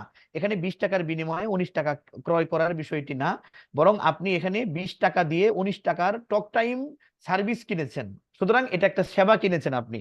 তো 20 টাকা দিয়ে 1 কেজি আলু যেমন কেনা বৈধ, আধা কেজি আলু কেনাও কিন্তু বৈধ, কোনো সমস্যা নেই, এটা দাম বেশি হবে, কারণ পণ্য যখনই এসে যায় আমাদের মূল ফোকাসটা থাকবে, এটা মনে রাখবেন আপনারা, যে কারেন্সি যখন লেনদেন হয় বা ঋণের যখন আদান প্রদান হয় তখন সেখানে সুদের বিষয়টা থাকার সম্ভাবনা থেকে যায়, কিন্তু যখন পণ্য চলে আসে তখন এখানে আর সুদের বিষয়টা তেমন থাকে না, কারণ এখানে আপনি এটা যেমন বাড়িয়েও বিক্রি করতে পারেন, কমিয়েও বিক্রি করতে পারেন। আশা করি বিষয়টি বুঝতে পেরেছেন।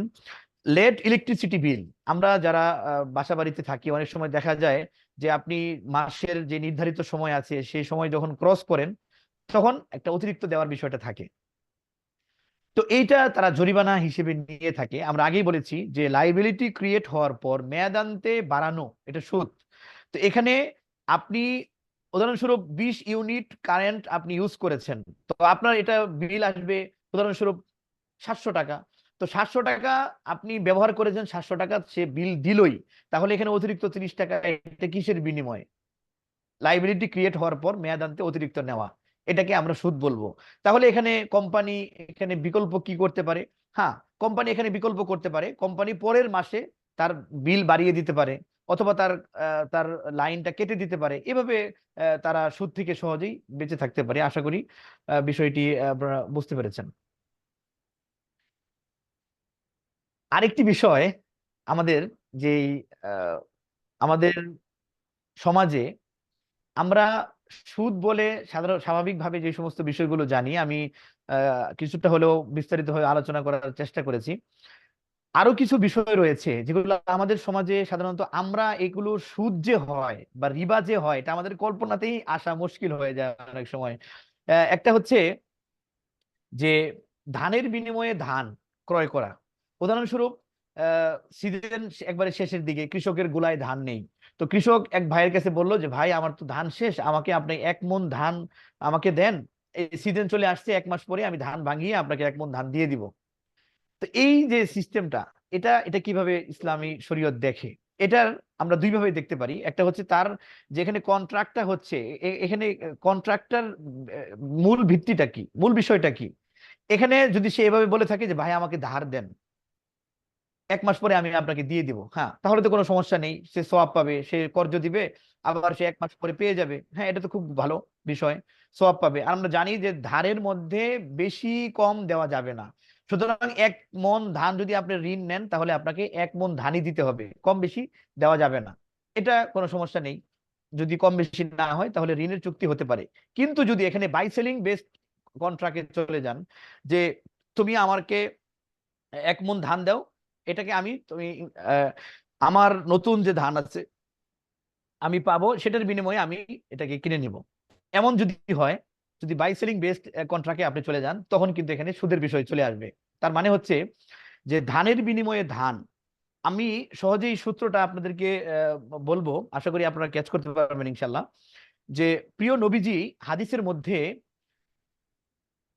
যে মেসেজটা আমাদেরকে দিয়েছেন, যে দুটি বিষয় এক জাত, যেমন ধানের বিনিময়ে ধান, 1 মণ ধান, 1 মণ ধানের বিনিময়ে লেনদেন হচ্ছে, তাহলে ধান এদিকেও ধান এদিকেও ধান, ধান কিন্তু এটা সিমিলারিটি, একই জাত, আবার এটা কিন্তু ওয়েট ওর ভলিউম, অর্থাৎ এটাকে ওজন করে বিক্রি করা হয়।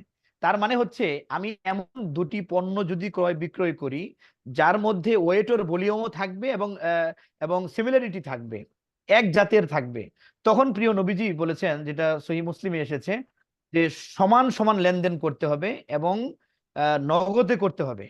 অর্থাৎ ধানের বিনিময়ে ধান যদি আমি লেনদেন করি তাহলে আমাকে সমান সমান লেনদেন করতে হবে, অর্থাৎ 1 মণ ধানের বিনিময়ে 1 মণ ধান ক্রয় বিক্রয় করতে হবে এবং নগদে করতে হবে। যদি বাকিতে করি তাহলে কিন্তু রিবা হয়ে যাচ্ছে। তাহলে এখানে যদি আপনি আমাদের যে এক্সাম্পল আপনারা দেখতে পাচ্ছেন, যে এখানে যদি আমি ধানের চুক্তি ঋণের চুক্তি না করে, ধারের চুক্তি না করে যদি আমি বাই সেলিং বেসড কন্ট্রাক্টে চলে যাই, তাহলে কিন্তু আমাকে নগদে করতে হবে, অন্যথায় কিন্তু রিবা হবে। তাহলে এর বিকল্প কি? এর বিকল্পও প্রিয় নবীজি আমাদেরকে শিখিয়েছেন। সহিহ বুখারীর 2202 নম্বর হাদিসে প্রিয় নবীজি বলেছেন যে এখানে তোমাকে ধানের বিনিময়ে ধান বা খেজুরের বিনিময়ে খেজুর, এটা ক্রয় করার দরকার কি? স্বাভাবিকভাবে আজোয়া খেজুর বাজারে দাম বেশি, 1000 টাকা কেজি, মরিয়ম 500 টাকা কেজি ধরা হয়। তাহলে এখানে যদি আমি 1 কেজি আজোয়াকে 1 কেজি মরিয়মের বিনিময়ে আমি লেনদেন করতে যাই, স্বাভাবিকভাবেই তো আমার লস। তো এটা করার কি প্রয়োজন? শরীয়ত তো বলবে 1 কেজিকে 1 কেজির বিনিময়ে করতে হবে, কারণ খেজুর সবই এক কোয়ালিটি ধরা হয়। তাহলে এখানে তাহলে তো আমার লস হচ্ছে। প্রিয় নবীজি আমাদেরকে শিখিয়ে দিয়েছেন, কারণ শরীয়ত, ইসলামী যে শরীয়তটা, এটা আমাদের প্রাকৃতিক একটা ধর্ম এবং আল্লাহ তাআলা এটা আমাদের যেন সহজ হয়, সহজ করার সবগুলো পথ আমাদেরকে বলে দিয়েছেন। প্রিয় নবীজি বলেছেন যে এখানে তুমি খেজুরের বিনিময়ে খেজুর লেনদেন করবে না, না করে তুমি প্রথমে খেজুরকে তুমি এটা কারেন্সির মাধ্যমে এটা কনভার্ট করো, অর্থাৎ তুমি প্রথমে 1 কেজি আজোয়াকে টাকার বিনিময়ে বিক্রি করো এবং বিক্রি করে যে টাকা হবে সেই টাকা দিয়ে তুমি পরবর্তী খেজুর ক্রয় করো। একই কথা ধানের বিনিময়ে, চালের বিনিময়ে, যে কোনো লেনদেনে। তো ধানের বিনিময়ে ধান, গমের বিনিময়ে গম, এগুলো না করে যদি আমরা টাকার বিনিময়ে করি, আর যেটা আমরা স্বাভাবিকভাবে করেই থাকি, টাকার বিনিময়ে এগুলো হয়, তাহলে এখানে সুদের কোনো বিষয় থাকে না। তার মানে হচ্ছে এই প্রকার সুদ থেকে আমরা শুধুমাত্র জানার মাধ্যমেই আমরা সুদ থেকে সহজেই বাঁচতে পারি। আশা করি এই বিষয়টি আপনারা বুঝতে পেরেছেন। তদ্রুপ ভাবে আপনি যখন দোকানে যান, অনেক সময় মা বোনরা তাদের পুরাতন স্বর্ণ ভাঙিয়ে নতুন অলংকার তারা প্রস্তুত করে থাকেন স্বাভাবিকভাবেই। তো এখানে তো বাহ্যিকভাবেই যে বিষয়টা চলে আসে, যে এখানে তো সে দিচ্ছে স্বর্ণ কম, নিচ্ছে বেশি। তো স্বর্ণের বিনিময়ে স্বর্ণ, স্বর্ণ তো এটা ওয়েট ওর ভলিউম, ওজন করে বিক্রি করা হয়, আবার লাইবিলিটি একই সিমিলারিটি, একই জাতের পণ্য হচ্ছে, তাহলে তো এখানে সুদের বিষয় চলে আসছে। মার্কেট অ্যানালাইসিস যে বিষয়টি উঠে এসেছে, আমরা সরাসরি কথা বলেছি, স্বর্ণকার ওনারা বলেছেন যে আমরা মূলত স্বর্ণের বিনিময়ে স্বর্ণ বিক্রি করি না।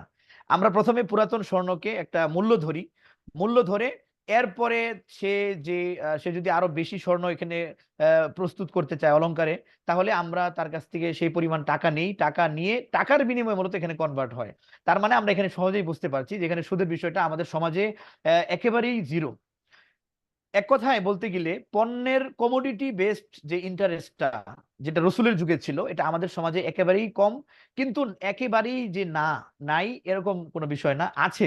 এই জন্যই আমাদের এখানে বাঁচার জন্য যে বিষয়টা করতে হবে যে আমরা কমোডিটি এক্সচেঞ্জে যাব না, আমরা এটাকে আমরা কারেন্সির মাধ্যমে কনভার্ট করব। টাকার বিনিময়ে ধান কিনবো, টাকার বিনিময়ে গম কিনবো, এগুলো যদি আমরা কিনি, স্বাভাবিকভাবে আমরা এমনই করে থাকি, তাহলে এখানে সুদের কোনো বিষয় আসছে না। আশা করি বিষয়টি আপনারা বুঝতে পেরেছেন। সর্বশেষ যে বিষয়টা, সেটা হচ্ছে কারেন্সির পারস্পরিক যে লেনদেন। উদাহরণস্বরূপ আমরা গুলিস্তানে যে চিত্রটি দেখে থাকি, স্বাভাবিকভাবে কন্ট্রাক্টর যারা, তারা অনেক সময় ভাড়া হয় 12 টাকা 13 টাকা, এটা খুচরা কিন্তু তারা দিতে খুব ব্যর্থ পোহাতে হয়। তো তারা কি করে, তারা এটা গুলিস্তানে বা যেখানে ওই টাকা ভাঙ্গায় সেখানে চলে যায়, 100 টাকা দিয়ে 80 টাকা নেয়। তো এই যে 100 টাকার বিনিময়ে 80 টাকা নেওয়া, তো এখানে কিন্তু আপনারা দেখতে পাচ্ছেন যে টাকার বিনিময়ে টাকা, আর টাকার বিনিময়ে টাকার কম বেশি লেনদেন, এখানে এটাকে সুদ বলা হচ্ছে।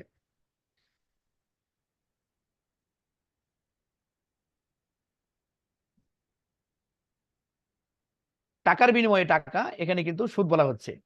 তার মানে আপনি 100 দিচ্ছেন, সে আপনাকে দিচ্ছে কিন্তু 80 টাকা। তাহলে এই 20 টাকা কোথায় গেল?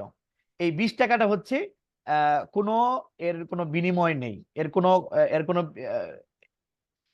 আচ্ছা, আমার কথা আপনারা শুনতে পাচ্ছেন? মোহতারাম শুনতে পাচ্ছি আমরা। জি জি জি, শুক্রিয়া। জি, তাহলে আমরা যেটা বুঝতে পারলাম যে কারেন্সির লেনদেনে অতিরিক্ত কম বেশি যেটা, এটাকেও শরীয়ত রিবা বলছে, যদিও আমাদের সমাজ এটা ওইভাবে পরিচিত না। তো আমরা যেহেতু এখন জানলাম, তাহলে এটা অবশ্যই আমাদের যে মেসেজগুলো আমরা নিজেরাও জানবো এবং অপরকে ইনশাল্লাহ পৌঁছে দিব। এটা রসুল সাল্লাল্লাহু আলাইহি সাল্লামের পক্ষ থেকে আমাদের প্রতি একটা আদেশ তো অবশ্যই আছে। তাহলে এখানে কি আমরা বিকল্প করতে পারি? বিকল্প, সহজ বিকল্প, আমরা এখানে কমোডিটি নিয়ে আসবো, পণ্য নিয়ে আসবো, পণ্যের বিনিময়ে আপনি টাকা কম বেশি যেভাবে ইচ্ছে সেভাবে করতে পারেন, কোনো সমস্যা নেই। আপনি 1 কেজি আলু 60 টাকা দিয়ে যেমন কিনতে পারেন, 20 টাকা দিয়েও কিনতে পারেন, এখানে কোনো সুদের বিষয় নেই, কারণ এখানে কমোডিটি আছে। আশা করি বুঝতে পেরেছেন। তো এটা হচ্ছে একই রাষ্ট্রের বিভিন্ন মুদ্রার পারস্পরিক লেনদেন। তো এটা যদি ভিন্ন দেশের কারেন্সি হয়, যেমন ডলারের বিনিময়ে যদি আপনি টাকা কনভার্ট করেন, 1 টাকা 1 ডলারে তো 100, যদি আমরা উদাহরণস্বরূপ ধরি 100 টাকা, তো 1 ডলারে 100 টাকা, এটা বিনিময় করতে কোনো সমস্যা নেই, এখানে রিবার বিষয় নেই। কারণ হচ্ছে আমি আগেই বলেছি যে সিমিলারিটি থাকতে হবে, এখানে কিন্তু সিমিলারিটি নেই। টাকা আর ডলার দুই দেশের কারেন্সি, সুতরাং এটা ভিন্ন জাত ধরা হবে। আবার এটা ওয়েট ওর ভলিউম না। হাদিসে যে দুটি কমন পুল বলা হয়েছে, দুটি ইল্লত বা দুটি কারণ বলা হয়েছে, সেটা হচ্ছে সিমিলারিটি এবং ওয়েট ওর ভলিউম। টাকা এবং ডলারের মধ্যে ওয়েট ওর ভলিউমও নেই, আবার এখানে সিমিলারিটি নেই। যেহেতু কোনোটাই নেই, এজন্য এটা রিবার বিষয়টি আসবে না। এজন্য 1 ডলার দিয়ে 100 টাকা, 115 টাকা, 120 টাকা যেভাবে খুশি সেভাবে নেওয়া যাবে, কোনো সমস্যা নেই। কিন্তু একটা বিষয় রয়েছে যে দেশীয় তো আইন আছে, দেশের সরকার কর্তৃক যে নির্ধারিত যে রেট আছে, এই রেটের কম বেশি করলে কি সুদ হবে? হ্যাঁ, এই সরকার, যেহেতু আমরা দেশে থাকি, তো দেশে একটা নাগরিক যখন কোনো দেশে থাকে, তো ওই নাগরিকের জন্য এটা অবশ্যই এটা ওয়াজিব যে সরকারের আদেশগুলো মানা, সরকারের যে বৈধ যে সমস্ত আদেশগুলো আছে, এটা জনগণকে অবশ্যই মানতে হবে। তো ওই হিসেবে সরকার যেহেতু একটা রেট যদি ধার্য করে দেয়, তাহলে এর কম বেশি করা, এটা সরকারের আদেশ যেহেতু মানা ওয়াজিব, তার কারণে গুনাহ হবে। কিন্তু এখানে রিবার বিষয়টা আসবে না, অন্য বিষয় এখানে চলে আসবে, ওইটার কারণে আমরা এটাকে নাজায়েজ বলবো। আশা করি এই বিষয়টি আপনারা বুঝতে পেরেছেন। তো আমি আমার আলোচনা যে নির্ধারিত বিষয় ছিল যে আধুনিক লেনদেনে সুদের প্রায়োগিক দিকগুলো, আমি আশা করছি যে আমি আলহামদুলিল্লাহ সবগুলো কভার করার চেষ্টা করেছি। তো আপনাদের যদি এই যতটুকু আলোচনা করলাম, এখানে যদি আপনাদের কোনো প্রশ্ন থাকে, আপনারা প্রশ্ন করতে পারেন। ইনশাল্লাহ সাজিদ ভাই, আমাদের প্রশ্নটা ইনশাল্লাহ আমরা শেষের দিকে নিব, কথা হচ্ছে এরকম ভাবে। জি জি জি। যেহেতু সবাই এক এক জায়গায় যখন আছেন, সবাই প্রশ্ন পাঠাবেন, পাঠানোর পর ইনশাল্লাহ আমরা ক্লাসের একদম শেষে আচ্ছা আচ্ছা, জি জি জি জি, শুক্রিয়া। জি, শুক্রিয়া। করবো। তাহলে আমরা আলহামদুলিল্লাহ, পরবর্তী সেশন শুরু করতে পারি। জি, শুক্রিয়া। আমাদের আলহামদুলিল্লাহ অসংখ্য শুকরিয়া আমাদের সম্মানিত ট্রেনার মুফতি সাজিদুর রহমান হাফিজাহুল্লাহকে। পাশাপাশি অসংখ্য ধন্যবাদ যারা এত কষ্ট করে এতক্ষণ সময় শুনছিলেন আলোচনাগুলো। আশা করি আপনারা আলোচনাগুলো ধরতে পেরেছেন এবং আপনাদের জীবনের সাথে প্রতিটি লেনদেনের সাথে আপনারা সম্পৃক্ত করতে পারছেন। আল্লাহ তাআলা কবুল করুক।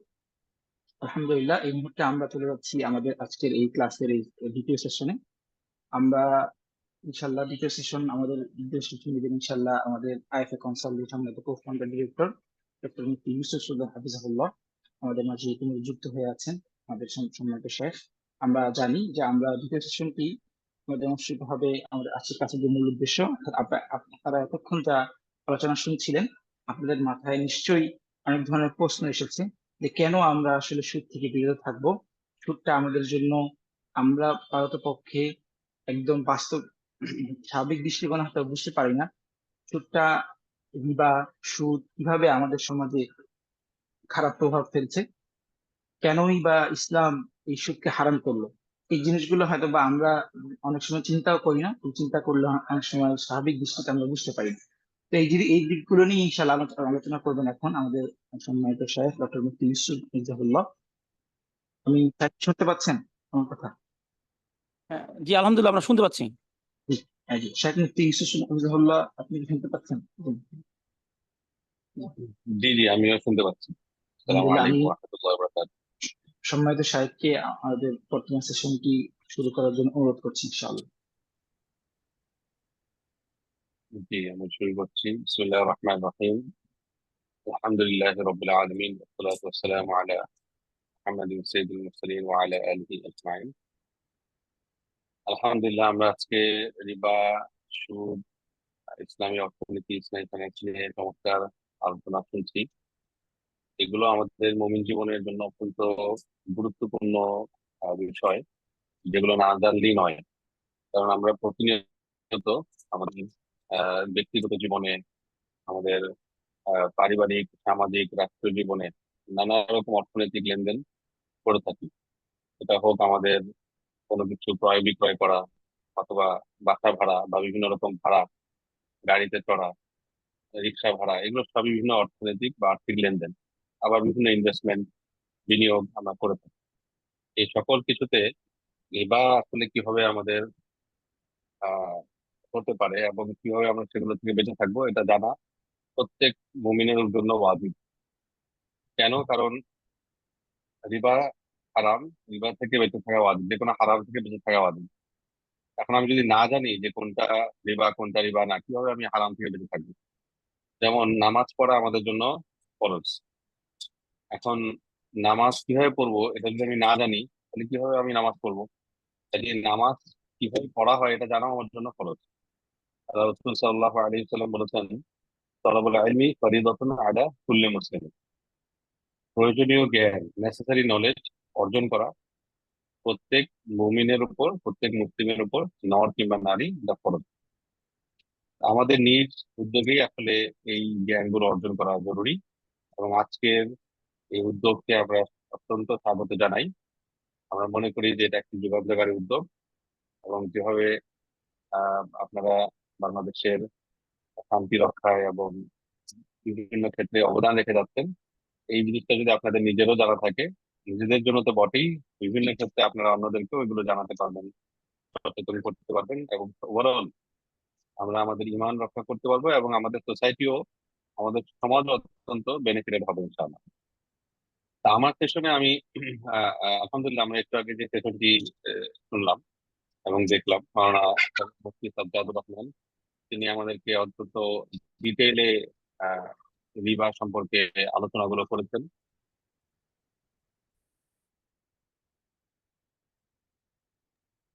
তিনি অত্যন্ত ডিটেইলে আমাদের সাথে রিবার প্র্যাকটিক্যাল বিষয়গুলো নিয়ে আমার সাথে আলোচনা করেছেন। আমি রিবা কেন ইকোনমির জন্য আহ, ক্ষতিকর, এবং রিবা কিভাবে আমাদেরকে ধ্বংসের দিকে নিয়ে যায়, সেই বিষয়ে সংক্ষেপে আলোকপাত করার চেষ্টা করবো। খুব বেশি ডিটেইলে আমি আজকে যাবো না, বাকি সংক্ষেপে আলোকপাত করার চেষ্টা করবো যেন আমাদের মৌলিকভাবে একটি ধারণা তৈরি হয়।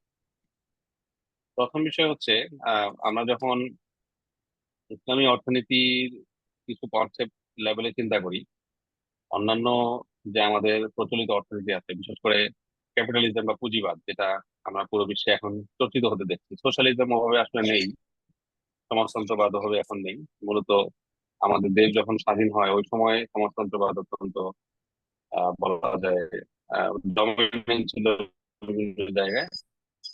কিন্তু এখন সেভাবে একটা নাই। ক্যাপিটালিজম পুরো বিশ্বে, আমাদের দেশে বা অন্যান্য দেশে তো পুঁজিবাদে আরো আরো আগে, যদি আমি একটু আরো কনসেপচুয়াল লেভেলে জায়গা চেষ্টা করি, সেটা হলো যে আজকে যে পুঁজিবাদ আমরা বর্তমান সমাজে দেখছি, এই পুঁজিবাদের মূল লক্ষ্য হচ্ছে প্রফিট ম্যাক্সিমাইজেশন। প্রফিট ম্যাক্সিমাইজেশন মানে হচ্ছে লাভ বাড়ানো। এখন এই প্রফিট ম্যাক্সিমাইজেশন আমি কিভাবে করব না করব ওটা নিয়ে আমার খুব বেশি মাথা ব্যথা নেই, প্রফিট ম্যাক্সিমাইজ করতে পারলেই হলো। এটা প্রফিট ম্যাক্সিমাইজেশনটাই ক্যাপিটালিজমের মূল অবজেক্টিভ বা লক্ষ্য। পক্ষান্তরে আমরা যখন ইসলামিক ইকোনমিক সিস্টেমের কথা বলছি, ইসলামিক ইকোনমিক সিস্টেমের মূল লক্ষ্য হচ্ছে আদল। আর আদল, আদল মানে হচ্ছে ইনসাফ, জাস্টিস, ফেয়ারনেস, ইকুইটি, সমতা, ন্যায় পরায়ণতা। ইসলাম শুধুমাত্র ইকোনমিক সিস্টেমে না, সমাজের প্রতিটা ক্ষেত্রে। এই যে দেখবেন, ধরেন ফর এক্সাম্পল চোর, একজন চোর চুরি করলো, একজন চোর দুর্নীতি করলো, অন্যের টাকা মেরে দিল, অন্যের হক নষ্ট করে দিল, ইসলাম কিন্তু সেখানে ক্যাপিটাল পানিশমেন্ট দিয়ে। ক্যাপিটাল পানিশমেন্ট বলতে মারাত্মক পর্যায়ে শাস্তি। যেমন চোরের চুরি যদি প্রমাণিত হয় এবং যার অর্থ চুরি করা হয়েছে সে যদি মাফ না করে, তাহলে তাকে হাত কাটা শাস্তি দিয়েছে। বাধ্যত মনে হবে যে সুবহানাল্লাহ, এত কঠিন শাস্তি ইসলাম দিয়েছে, অত্যন্ত রূপ, নাউজুবিল্লাহ মিন যালিক। কিন্তু আমরা যদি এটা বাস্তবায়ন দেখি, আমরা দেখবো যে ইসলামের ইতিহাসে হয়তো হাতে গোনা কয়েকজনের হাত বাস্তবে কাটা হয়েছে, কিন্তু এই শাস্তি থাকার কারণে যেটা হচ্ছে ইনসাফ। মানুষকে ভয় করতে হয় না এই যে আমার সম্পদ চুরি হয়ে যাবে। মানুষকে আপনার একটা সেফটি নেট বা একটা একটা একটা শান্তিপূর্ণ একটা সমাজ ইসলাম দিতে পেরেন। এরকম প্রতিটা ক্ষেত্রেই আল্লাহ রাব্বুল আলামিন আল কোরআন কারিমে বলেন, আপনারা যেটা বা আমরা যেটা বিভিন্ন প্রতি সপ্তাহে জুমার খুতবায় একটা আয়াত কিন্তু শুনি। দ্বিতীয় খুতবায় নামাজের আগে ইমাম সাহেব খতিব সাহেব এই আয়াতটা বলেন, ইন্নাল্লাহা ইয়ামুরুকুম বিল আদলি ওয়াল ইহসান ওয়া ইতাই যিল কুরবা ওয়া ইয়ানহা আনিল ফাহশাই ওয়াল মুনকারি ওয়াল বাগই। এই আয়াতটি পড়েন।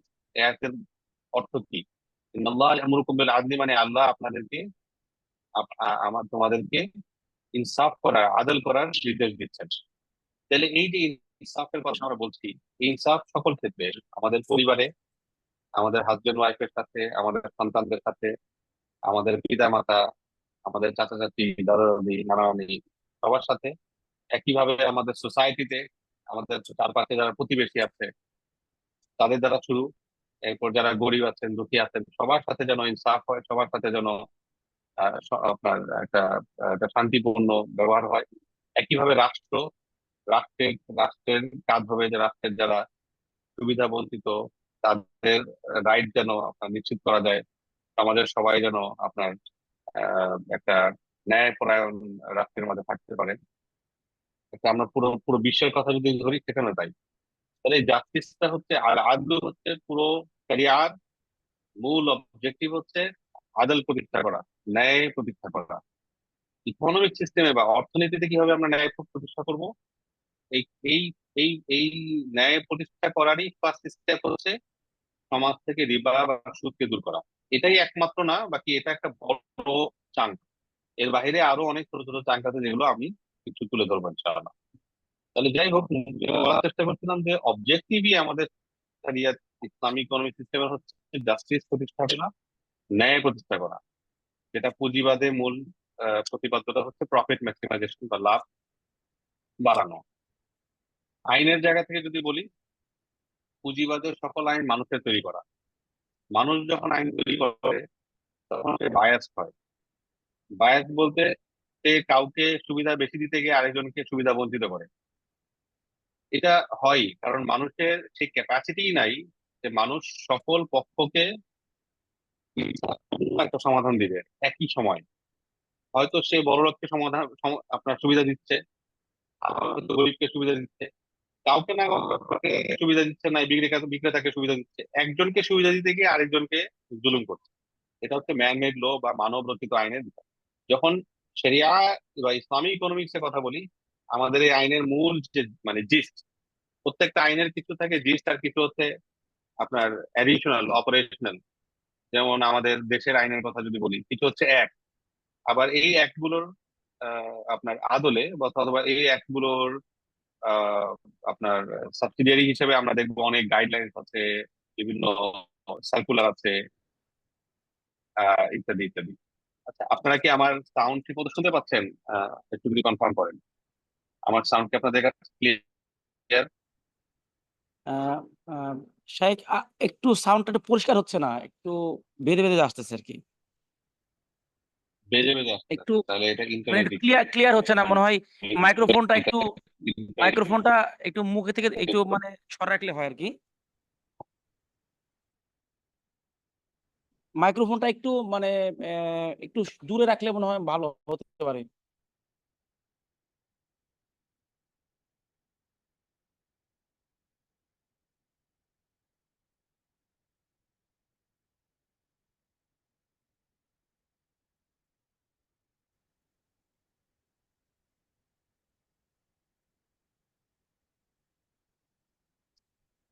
আপনারা কি এখন সাউন্ডটা পরিষ্কার শুনতে পাচ্ছেন?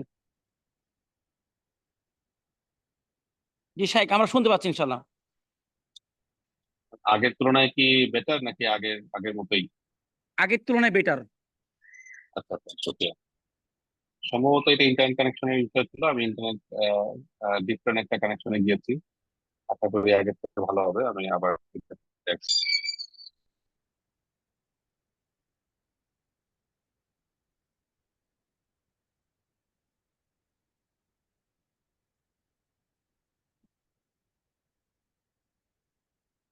যে আমি আবার কন্টিনিউ করছি। আমি যেটা বলছিলাম সেটা হচ্ছে যে ইসলামী অর্থনীতির মূল প্রতিপাদ্য বা মূল অবজেক্টিভ হচ্ছে সমাজে ন্যায় প্রতিষ্ঠা করা, এবং এটার আইন সরাসরি আল্লাহ রাব্বুল আলামিন যিনি আমাদের স্রষ্টা তার দেয়া কোরআনে হাদিসে, এবং কোরআন হাদিস থেকে নিঃসরিত যে ফিকহ ইত্যাদিতে। এখানে একটা বড় পার্থক্য ইসলামিক আইন অর্থনীতি এবং পুঁজিবাদী অর্থনীতির মধ্যে, সেটা হচ্ছে আমাদের যে ওনারশিপ এবং প্রপার্টি রাইট, মালিকানা, আমাদের সম্পদের যে মালিকানা এবং এবং সম্পদের আহ, আহ, যে ওনারশিপ। পুঁজিবাদের দৃষ্টিকোণ থেকে সম্পদের ওনারশিপ হচ্ছে সম্পূর্ণই মানুষের, অর্থাৎ মানুষ বা ব্যক্তি সে যে কোনো ভাবে চাইলে তার সম্পদকে ব্যবহার করতে পারে, কোনো অসুবিধা নেই। সে এটাকে নাইট ক্লাবে গিয়ে খরচ করবে, না কোনো অপচয় করবে, লাক্সারিয়াস গাড়ি কিনবে, কোটি টাকার গরু কিনবে, কোনো অসুবিধা নেই, এটা তার ব্যাপার। Absolute and unconditional private ownership. কিন্তু আমরা যখন ইসলামিক অর্থনীতির জায়গা থেকে চিন্তা করি, আমাদেরকে যে আল্লাহ রাব্বুল আলামিন সম্পদ দিয়েছেন এগুলো সব ট্রাস্ট, এগুলো আল্লাহ আমাদের কাছে আল্লাহ রাব্বুল আলামিনের দেয়া আমানা। কাজেই আমরা এগুলোকে সেভাবেই উপার্জন করতে পারি যেভাবে তিনি আমাদেরকে অনুমতি দিয়েছেন, এবং সেভাবেই কেবল ব্যয় করতে পারি যেভাবে তিনি আমাদেরকে আহ নির্দেশ দিয়েছেন বা অনুমতি দিয়েছেন। আমরা অপচয় করতে পারি না, আমরা হারাম জায়গায় এটাকে ব্যয় করতে পারি না, হারাম উপায় উপার্জন করতে পারি না। আমাদের ক্রিয়েশন এবং ডিস্ট্রিবিউশন অফ ওয়েলথ, অর্থাৎ সম্পদটা কিভাবে উপার্জন করেছি, কোন চাকরি করে সম্পদ উপার্জন করেছি, কোন আপনার আহ, ব্যবসা করে আমি চাকরি অর্থ উপার্জন করেছি, প্রত্যেকটা পয়েন্ট আমাদের জন্য গুরুত্বপূর্ণ। কারণ ইসলাম আমাদেরকে পুরো বিষয়ে একটা রেগুলেশন বা গাইডলাইন দিয়ে দিয়েছে। কিন্তু পুঁজিবাদী সিস্টেমে এটার কোনো আপনার বাধা ধরা নেই। আমি যে কোনো ভাবে চাইলে সম্পদ উপার্জন করতে পারি, সেটা হোক দুর্নীতির মাধ্যমে, হোক হোক সেটা সুদের মাধ্যমে, হোক হোক ঘুষের মাধ্যমে, কোনো অসুবিধা নেই। আবার যে কোনো জায়গায় খরচ করতে পারি, হোক সেটা অতি উচ্চ মূল্যের কোনো কিছু ক্রয় করা, অপচয় করা, ইত্যাদি ইত্যাদি। এই এই মৌলিক দর্শনগত জায়গায় আমাদের একটা বড় পার্থক্য আছে। কাজেই আমরা যারা মুমিন, আমরা যারা মুসলিম, আমরা যেমন আমাদের জীবনের সকল ক্ষেত্রে নামাজ, রোজা, হজ, যাকাতের মাধ্যমে শরিয়া পরিপালনের চেষ্টা করে থাকি, ঠিক একইভাবে আমাদের সকল অর্থনৈতিক কর্মকাণ্ডে, আমাদের আয় রোজগার, আমাদের ব্যয়, সে জায়গাও শরিয়া পরিপালন করা এটা আমাদের জন্য ওয়াজিব। এটা কোনো ঐচ্ছিক বিষয় নয়। অনেকে মনে করতে পারেন যে আমি তো 5 ওয়াক্ত নামাজ মসজিদে পড়ি, আমি তো অনেক দান সাদাকা করি, মসজিদে দান সাদাকা করি, মাদ্রাসা বিনির্মাণ করেছি, রোড বানিয়েছি, তাহলে আমার লেনদেন, আমার অর্থনৈতিক বিষয়াদি এটা শরীয়ত সম্মত হওয়াটা তো জরুরি না। এই চিন্তাটা ইসলামের সাথে সাংঘর্ষিক। আচ্ছা, এখন এই এই এই যে পয়েন্টটা, এই পয়েন্টটা থেকে আমি এখন রিবার আলোচনায় যাচ্ছি ইনশাআল্লাহ। যেহেতু ইসলাম সকল পক্ষের ইনসাফ করতে চায়, যেমন আমি শুরুতেই বলেছি, ইন্নাল্লাহ ইয়ামুরুকুম বিল আদলি ওয়াল ইহসান, যে আল্লাহ রাব্বুল আলামিন চান, নির্দেশ দেন আমাদেরকে ইনসাফ প্রতিষ্ঠা করতে। এখন আমরা যদি ফ্যাক্টরস অফ প্রোডাকশন দেখি, যদিও এটা অর্থনীতির বিষয়, অনেকে হয়তো বিষয়টা একটু কাঠখড়টা মনে হবে, আমি একটু সহজ ভাষায় এটাকে বলার চেষ্টা করি। যে আমাদের যে কোনো অর্থনৈতিক কর্মকাণ্ডে, ধরেন আমরা একটা একটা কি করলাম, একটা ফ্যাক্টরি, ওকে, একটা ফ্যাক্টরি তৈরি করলাম। এই ফ্যাক্টরিতে একজনের জমি আছে, কেউ সেখানে শ্রম দিচ্ছে, আর কেউ সেখানে উদ্যোক্তা, ঠিক আছে, আর কেউ হয়তো সেখানে অর্থ দিয়েছে, কোনো আপনার আহ আহ ঝুঁকি নেয়নি। তো ইসলামের সিস্টেমে যে ল্যান্ড দিয়েছে, যে যেই যেই ল্যান্ডে আমি ফ্যাক্টরিটা তৈরি করছি, ল্যান্ড দাতাকে আমি কি দিব? ভাড়া দিয়ে দিব। যেহেতু সে ল্যান্ড দিয়েছে, ল্যান্ডের বিনিময়ে তাকে আমি ভাড়া দিচ্ছি। ঠিক যেমন আমরা বাসা ভাড়া করে থাকি, আমি একটা ফ্যাক্টরি করেছি, এখানে ল্যান্ড দেওয়া হয়েছে, ল্যান্ডের বিনিময়ে ভাড়া। শ্রমিক যারা এখানে কাজ করছে, তাদের শ্রমের বিনিময়ে আমি তাকে কি দিচ্ছি? বেতন দিয়ে দিচ্ছি, ওয়েজেস, ঠিক আছে। যে ক্যাপিটাল অথবা অন্টারপ্রেনারশিপ, ক্যাপিটাল বা অন্টারপ্রেনারশিপ মানে কি? ক্যাপিটাল হচ্ছে যেই পুঁজি, অর্থ দিয়ে সে ঝুঁকি গ্রহণ করেছে, যে ব্যবসায় যদি লস হয় আমাকে লস নিতে হবে, প্রফিট হলে আমি প্রফিটে অংশ নেবো, এটা হচ্ছে ক্যাপিটাল। আরেকটা হচ্ছে আমি কোনো ঝুঁকি নেব না, কিন্তু আমি প্রফিট নেব বা একটা সুনির্দিষ্ট পরিমাণ অর্থ নেব, এটা হচ্ছে ইন্টারেস্ট। এবং এইটাকে আমরা ক্যাপিটাল বলি না, এটাকে পুঁজি বলি না, এটা হচ্ছে জাস্ট মানি, সে মানি দিয়েছে, এটা ক্যাপিটাল হয়নি। তো ইসলামের সিস্টেমে আমি যদি ক্যাপিটাল দিই, অর্থাৎ আমি ঝুঁকি গ্রহণ করি, ঝুঁকির বিনিময়ে আমি প্রফিট পাবো। আমি যদি লেবার দিই, আমি যদি শ্রম দিই, শ্রমের বিনিময়ে আমি বেতন পাবো। আমি যদি ল্যান্ড দিই, ল্যান্ডের বিনিময়ে আমি ভাড়া পাবো।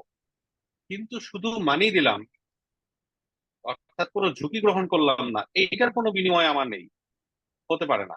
কারণ আমি কোনো ঝুঁকি গ্রহণ করিনি। ফ্যাক্টরস অফ প্রোডাকশন, যে প্রোডাকশনের যে বিভিন্ন ফ্যাক্টর, সেটার মাঝে আমি যুক্ত হইনি, আমার এখানে কোনো অবদান নেই, আমি জাস্ট মানি দিয়েছি, আমি কোনো ঝুঁকি গ্রহণ করিনি। কিন্তু পুঁজিবাদী ব্যবস্থায় এই ল্যান্ড, লেবার এবং এন্টারপ্রেনার, অর্থাৎ যে ল্যান্ড দিয়েছে সে ভাড়া পাবে, ঠিক আছে, যে শ্রম দিয়েছে সে বেতন পাবে, ঠিক আছে, যে উদ্যোক্তা সে লাভের অংশ পাবে, এটাও ঠিক আছে। কিন্তু তারা ওই ক্যাপিটালকে আরেকটা মাত্রায় নিয়ে আসছে, যে আপনি ঝুঁকি না গ্রহণ করলেও সুদ নেবেন, প্রফিট নেবেন। ঝুঁকি গ্রহণ করেননি, ব্যবসার কোনো ঝুঁকি গ্রহণ করেননি, কিন্তু আপনি প্রফিট নেবেন। আপনার লাভের অংশ নেবেন। এই যে অর্থ ব্যবস্থায় একটা আপনার ইনজাস্টিস বা বেইনসাফি তৈরি হয়ে গেল। কিভাবে? যিনি, এই যে ফ্যাক্টরির উদাহরণটা আমরা দিলাম, এই ফ্যাক্টরিতে যিনি শ্রম দিচ্ছেন, যিনি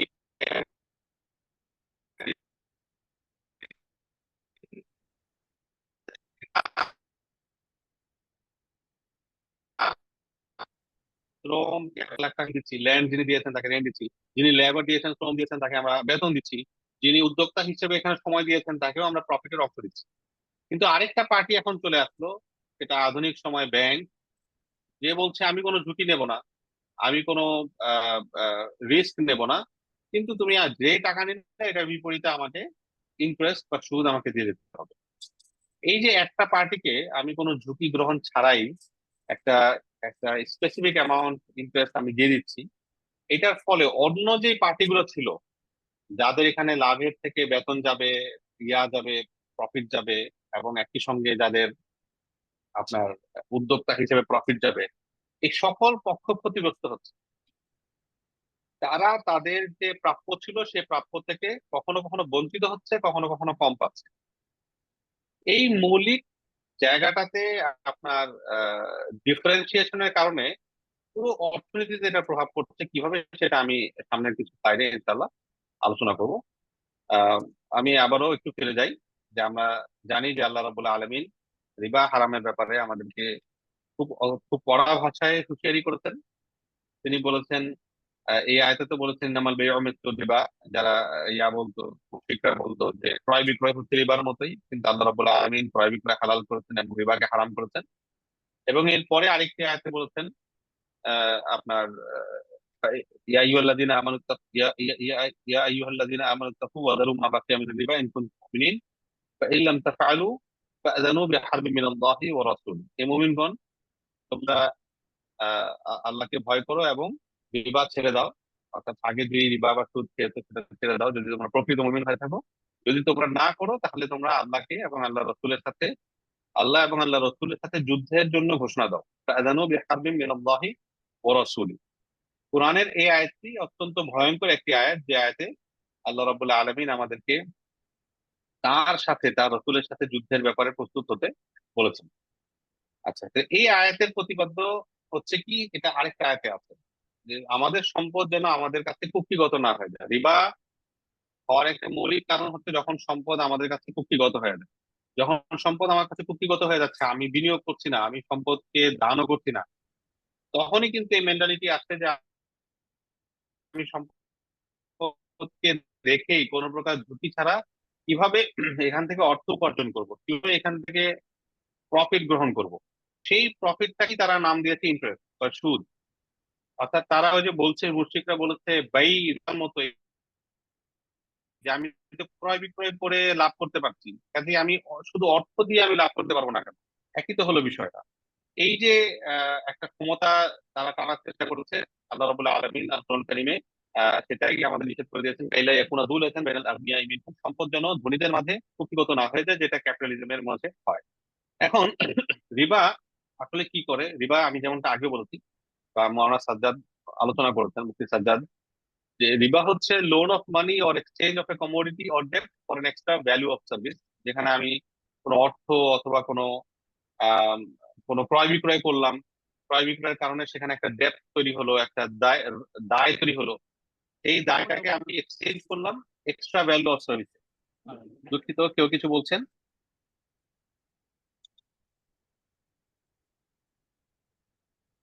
না কেউ কি মোহতারাম, কিছু বলছেন? না মোহতারাম ঠিক জি, আছে। জি। ঠিক আছে। আমার কথা কি আপনারা ক্লিয়ারলি শুনতে পাচ্ছেন? একটু বেঁধে আসছে আর কি, স্পষ্ট হচ্ছে না। শুনতে পাচ্ছি, চলবে আর কি। তারপরে বেরিয়ে আসছে। এক মিনিট।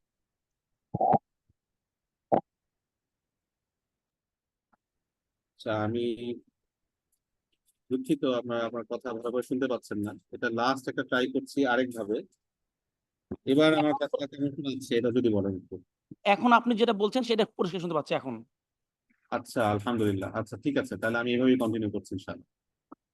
আমি যেটা বলছিলাম একটু আগে, যেটা বলার চেষ্টা করেছি, আবার একটু রিক্যাপ করি যে আল্লাহ রাব্বুল আলামিন আল কোরআন কারিমে আমাদেরকে যে রিবা সম্পর্কে নিষেধ করেছেন, সেই রিবার একটা মূল রেশনাল বা যুক্তি তাদের কাছে কি, যে আমি তো কাউকে অর্থ দিচ্ছি, সেই অর্থর একটা ইটসেলফ একটা প্রফিট বা লাভ থাকবে না কেন?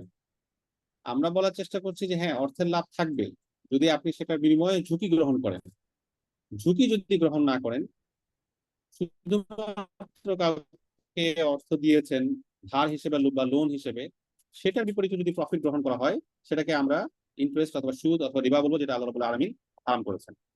এখন আল্লাহ যে রিবা হারাম করলেন, এই রিবা হারাম করার আসলে ইমপ্লিকেশনটা কি, ফলাফলটা কি? রিবা হারাম করা কেমন যেন সমাজ থেকে বা ইকোনমি থেকে আপনার লোন মার্কেটকে হারাম করার মতো।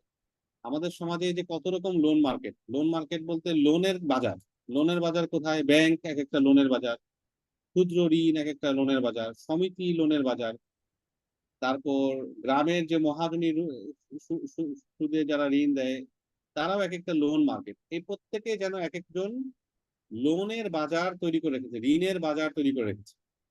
রিবা হারাম করার মাধ্যমে কেমন যেন শরিয়া আমাদেরকে বলার চেষ্টা করছে যে ইকোনমিতে কোনো লোনের বাজার থাকতে পারবে না, কমোডিটির বাজার থাকতে পারে, জিনিসপত্রের বাজার থাকতে পারে, অ্যাসেটের বাজার থাকতে পারে, অনেক কিছুর বাজার হতে পারে, কিন্তু লোনের বাজার থাকতে পারবে না।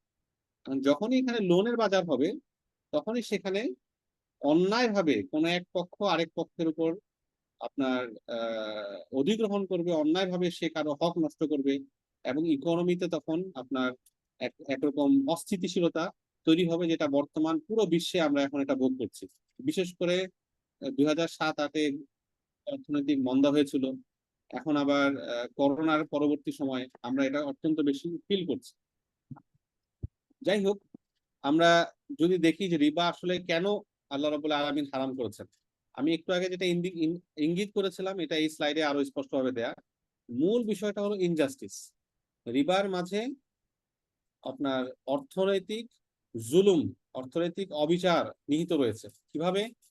আমরা যখন কাউকে কোনো কিছু কারদা হাসানা দেই, কারদা হাসানা বলতে কাউকে কোনো কিছু সুদবিহীন ভাবে ঋণ দেই, কোনো সুদ নেই, আমি তাকে 1000 টাকা দিয়েছি, সে আমাকে 1000 টাকা দিবে।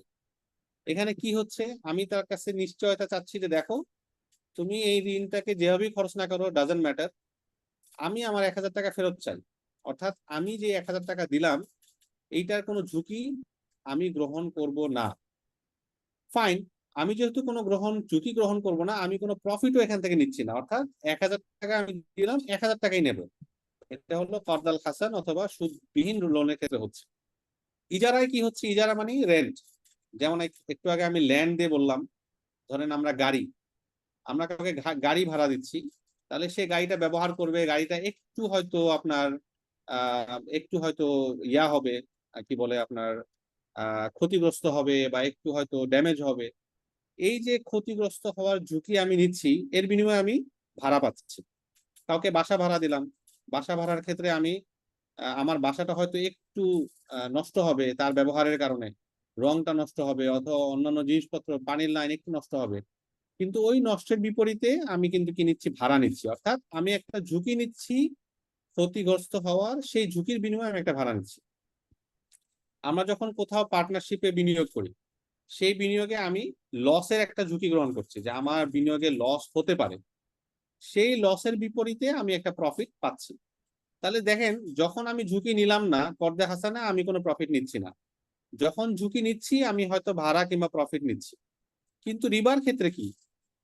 রিবার ক্ষেত্রে বা সুদের ক্ষেত্রে আমি কোনো ঝুঁকি নিচ্ছি না, আমার কোনো অ্যাসেটের ডিপ্রিসিয়েশন হচ্ছে এরকম না, অর্থাৎ এটার কোনো ক্ষতিগ্রস্ত হচ্ছে এরকম না, তারপরও আমি সেখানে একটা সারপ্লাস, একটা অতিরিক্ত জিনিস নিচ্ছি। এই যে অতিরিক্ত একটা অ্যামাউন্ট আমি লোন দেওয়ার বিপরীতে নিচ্ছি, এইটা একটা বড় ধরনের ইনজাস্টিস বা আপনার আনফেয়ারনেস অথবা অন্যায়, যে অন্যায়ের ফলাফল পুরো ইকোনমিতে ভোগ করে। কিভাবে ভোগ করে আমি সেটা একটু সংক্ষেপে বলি, আমি হয়তো স্লাইডে সেই বিষয়টা নিয়ে আসি নাই। আমরা যখন ইকোনমিতে লোন মার্কেটকে টিকিয়ে রাখি, অর্থাৎ সুদের বাজার বা অর্থের বাজারকে টিকিয়ে রাখি, যেখানে মানুষ অর্থ দিয়েই সেখানে টাকা উপার্জন করে, প্রথম যে বিষয়টা হয় সেটা তো ইমিডিয়েট ইনজাস্টিস, যেটা যেটা আমরা অলরেডি আলোচনা করলাম। অর্থাৎ আমাদের যারা বিভিন্ন পক্ষগুলো ছিল, তাদের যে প্রাপ্য ছিল সেই প্রাপ্যটা তারা পাচ্ছে না, বরং সেই প্রাপ্য থেকে তারা কম পাচ্ছে। এটা হলো একটা ইমিডিয়েট ইনজাস্টিস। আমি হয়তো লাভ করছি না, স্টিল আমাকে ব্যাংকের সুদ পরিশোধ করতে হচ্ছে, কারণ ব্যাংক শুধুমাত্র টাকা দিয়েছে। ব্যাংক শুধু না, যে কোনো ঋণদাতাই সেম। এটা হলো একটা ইমিডিয়েট ইনজাস্টিস। কিন্তু এর বাইরে গিয়ে যেটা হচ্ছে, এই যে এই পক্ষ আমার কাছ থেকে সুদ নিচ্ছে, ফলে আমি যখন এজ এ ফ্যাক্টরি, আমার এই ফ্যাক্টরিতে আমি ওই সুদের টাকাটা আমার প্রত্যেকটা পণ্যের মূল্যের মাঝে এটাকে ইনকর্পোরেট করছি। পণ্যের মূল্য তখন সুদের কারণে বেড়ে যাচ্ছে। পণ্যের মূল্য যখন বাড়ছে, আমার এই সুদের টাকাকে ইনকর্পোরেট করার জন্য প্রথম যেটা হচ্ছে সেটা হচ্ছে মূল্যস্ফীতি, মূল্য বেড়ে যাওয়া। আমাদের বাজারে যে আমরা মূল্য বেড়ে যেতে দেখি, এটার অনেকগুলো কারণ, কিন্তু একটা বড় কারণ কিন্তু এই সুদের উপস্থিতি। দ্বিতীয় আরেকটি যে বিষয় হয় সেটা হচ্ছে, যখন একটা সমাজে লোন মার্কেট থাকে, তখন মানুষ অলস হয়ে যায়। অলস কেন হয়? কারণ সে আপনার ক্যাপিটাল ইনভেস্টমেন্ট ছাড়াই, অর্থাৎ বিনিয়োগ ছাড়াই, সে শুধুমাত্র তার হাতে যে অলস অর্থ আছে সেখান থেকে সে উপার্জন করতে পারছে। দেখেন বর্তমান সময়ে আমাদের যে কৃষিতে কয়জন বিনিয়োগ করছে? কৃষিতে আমাদের যারা মানে এক তো হচ্ছে আমাদের এক সমাজের একটা বড় অংশই এখন আর বিনিয়োগকারী নন, তারা ব্যাংকে টাকা রাখছেন বা শেষ। যারা বিনিয়োগ করছেন ওদের কয়জন কৃষিতে বিনিয়োগ করছে? বিনিয়োগ করছে হয়তো কোনো টেকনোলজি কোম্পানিতে, কোনো বড় কোনো মেডিকেল কোম্পানিতে, ইত্যাদি ইত্যাদি বিভিন্ন ধরনের লাভজনক স্টকে, শেয়ার বাজারে। অথচ কৃষি হচ্ছে আমাদের জীবন ধারণের একটা মূল জায়গা। রিয়েল ইকোনমি যদি আমরা বলি, এটা একটা মূল সেক্টর কৃষি, কারণ এটার মাধ্যমে আমার ফুড সিকিউরিটি হবে, আমার মানুষ, আমার দেশের মানুষ খাবার পাবে। এই কৃষককে তাহলে নির্ভর করতে হচ্ছে কোথায়? কৃষক গিয়ে ব্যাংক থেকে লোন নিচ্ছে, ক্ষুদ্র ঋণ নিচ্ছে, অথবা বিভিন্ন যে ক্ষুদ্র ঋণ যা তাদের কাছ থেকে নিচ্ছে, তাহলে তাকেও রিলাই করতে হচ্ছে ঋণের উপর। একইভাবে আমাদের রিয়েল ইকোনমিতে যে আরো বিভিন্ন সেক্টর গুলো আছে যেগুলো আমাদের মানুষের জন্য একেবারে মৌলিক বিষয়, এই সকল সেক্টরে মানুষের বিনিয়োগ গুলো হ্রাস হয়ে যাচ্ছে। কেন? কারণ এই সমাজে আমার বিনিয়োগ ছাড়াই, ঝুঁকি ছাড়াই আমি লাভ গ্রহণ করতে পারছি সুদে ঋণ দেওয়ার মাধ্যমে। তাহলে সুদ যখন একটা সমাজে টিকে থাকে, অটোমেটিকলি সেখানে রিয়েল সেক্টরে ইনভেস্টমেন্ট কমে যায় এবং আলটিমেটলি কুফল ভোগ করে পুরো সমাজ। এই যে আজকে আমাদের মূল্যস্ফীতির একটা বড় কারণ আপনারা জানেন যে পত্রপত্রিকা আমরা যেটা দেখি, কেন যে ওই রাশিয়া যুদ্ধ করছে ইউক্রেনের সাথে, ইসরায়েল মারামারি করছে ফিলিস্তিনের সাথে, অথবা অমুক জায়গায় যুদ্ধ হচ্ছে, অমুক জায়গায় যুদ্ধ হচ্ছে, এটার কারণে আমরা ইম্প্যাক্টেড হচ্ছে। এটা প্রশ্ন আসে না যে কেন পৃথিবীর ওই প্রান্তে একজন যুদ্ধ করছে, আমরা কেন ইম্প্যাক্টেড হচ্ছে? কারণ আমাদের ইকোনমি অনেক বেশি, আমাদের অর্থব্যবস্থা অনেক বেশি কানেক্টেড হয়ে গেছে বহির্বিশ্বের সাথে। আমাদেরকে নিত্য প্রয়োজনীয় অনেক কিছু করতে হয়, কিনে আনতে হয়, ইম্পোর্ট করে নিয়ে আসতে হয়, অনেক কিছু একদম পেঁয়াজ থেকে শুরু করে আমাদের নিত্য প্রয়োজনীয় অনেক কিছু কিনে আনতে হয়। কিন্তু আমাদের দেশে কি অর্থ নেই? আছে। আমাদের দেশের মানুষের কাছে কি পুঁজি নেই? আছে। ওই সেই পুঁজি সব বা অধিকাংশ পুঁজি পড়ে আছে এই সুদ ভিত্তিক আপনার ব্যবস্থা। অর্থাৎ আমি কোনো প্রকার ঝুঁকি গ্রহণ না করেই আমি সুদ খাবো। যদি এই সুদ ভিত্তিক ব্যবস্থাটা না থাকতো, তাহলে কি হতো? অটোমেটিকলি আমরা দেখতাম এখানে কোনো লোনের বাজার নেই, অর্থাৎ এখানে মানুষ লোন দিয়ে সে লাভবান হয়ে যাবে, এই বাজারটা ইমিডিয়েটলি এলিমিনেট হয়ে যেত এবং আমাদের যত ফাইন্যান্সিয়াল মার্কেট আছে সেটা ডিপেন্ড হতো। ডিপেন্ড মানে কি? এখন যে ফাইন্যান্সিয়াল মার্কেট বলতে আমাদের ব্যাংক ব্যবস্থা বিশেষ করে, এদের রোল হচ্ছে আমি টাকা জমা দেই এবং আমি টাকার বিপরীতে একটা সুদ নেই, ফিক্সড ডিপোজিট করি, আমি সুদ নেই, শেষ।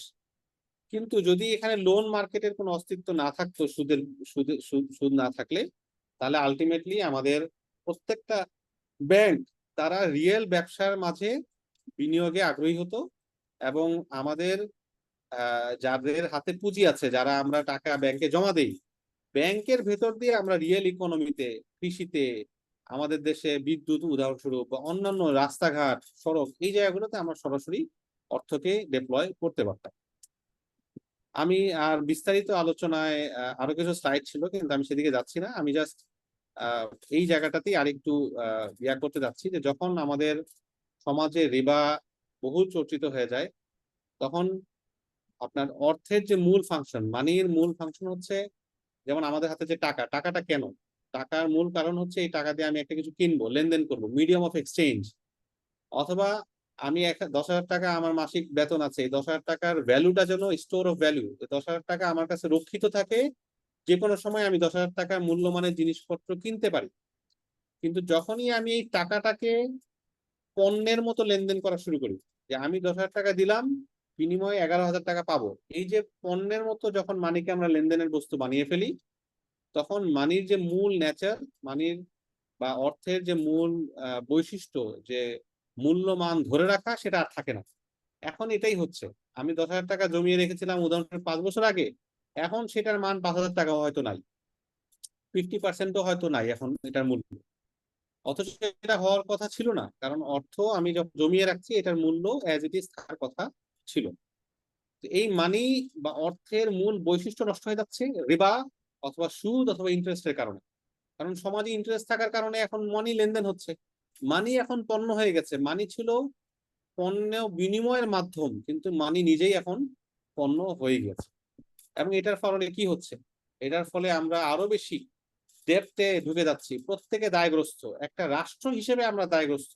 এই যে প্রতি বছর আমাদেরকে এখন বিভিন্ন ঋণ পরিশোধ করতে হচ্ছে, আমরা ঋণগ্রস্ত, ব্যক্তি হিসেবে আমরা ঋণগ্রস্ত, নানাভাবে আমরা জর্জরিত হয়েছে।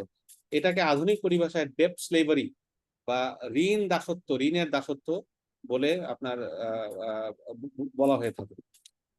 ফার্দার মোর, আমাদের এই রিবা যখন ইন্টারেস্ট যখন একটা ইকোনমিতে বেড়ে যায়, যেটা পুরো বিশ্বের এখন একই অবস্থা কম বেশি, সেখানে ইনফ্লেশন অর্থাৎ মূল্যস্ফীতি, মুদ্রাস্ফীতি, আমাদের মুদ্রার মূল্য অনেক কমে গিয়েছে, মূল্য অনেক বেড়ে গিয়েছে জিনিসপত্রের দাম, এই সব কিছুর পেছনে মূল কারিগর হচ্ছে রিবা বা ইন্টারেস্ট বা সুদ। অন্য অনেক কিছু আছে, কিন্তু মূল মানে মোটা যেই ফ্যাক্টর সেটা হচ্ছে রিবা বা সুদ। যাই হোক, আমি যেই কথাটি বলে শেষ করতে চাই সেটা হচ্ছে যে মোটা দাগে আল্লাহ রাব্বুল আলামিন আমাদেরকে যত কিছু নিষেধ করেছেন, শরিয়া আমাদেরকে যত কিছু নিষেধ করেছে, এটা করা যাবে না ওটা করা যাবে না, এই সবকিছুই আমাদের কল্যাণের জন্য। এবং রিবার ক্ষেত্রেও ব্যাপারটা এরকম, বরং রিবার ক্ষেত্রে আরো বেশি, কেননা আল্লাহ রাব্বুল আলামিন স্পষ্টভাবে বলেছেন যে আপনি যদি রিবা থেকে বিরত না থাকেন তাহলে আল্লাহ এবং আল্লাহ রসুলের সাথে যুদ্ধের জন্য প্রস্তুত হন। স্বাভাবিকভাবেই আমরা কেউ আল্লাহ এবং আল্লাহ রসুলের সাথে যুদ্ধ করতে পারবো না। আপনারা সবাই যোদ্ধা, আপনারা জানেন যে মানুষের সাথে যুদ্ধ করতে আমাদের কত ট্যাকটিক্যাল প্রস্তুতি, কত কিছুর প্রয়োজন হয়, তারপরও আমরা দুর্বল। আর আল্লাহ রাব্বুল আলামিনের সাথে কিভাবে আমরা যুদ্ধ করবো, রসুলের সাথে কিভাবে আমরা যুদ্ধ করবো, এটা সম্ভবই নয়।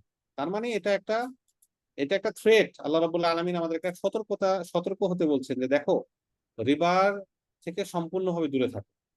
তাহলে ব্যক্তি পর্যায়ে প্রথমত আমাদের কাজ হচ্ছে, যেমন কি আমাদের আগের সেশনে আলোচনা করেছেন, আমাদের সকল লেনদেন যেন রিবা থেকে মুক্ত হয়। আমরা যেন সুদের ব্যাংকের সাথে জর্জরিত না হই, সুদের ঋণের সাথে জর্জরিত না হই, সুদ ভিত্তিক কোনো লেনদেনের সাথে যেন আমাদের কোনো প্রকার সম্পর্ক না থাকে। এটা হচ্ছে ব্যক্তি পর্যায়ে।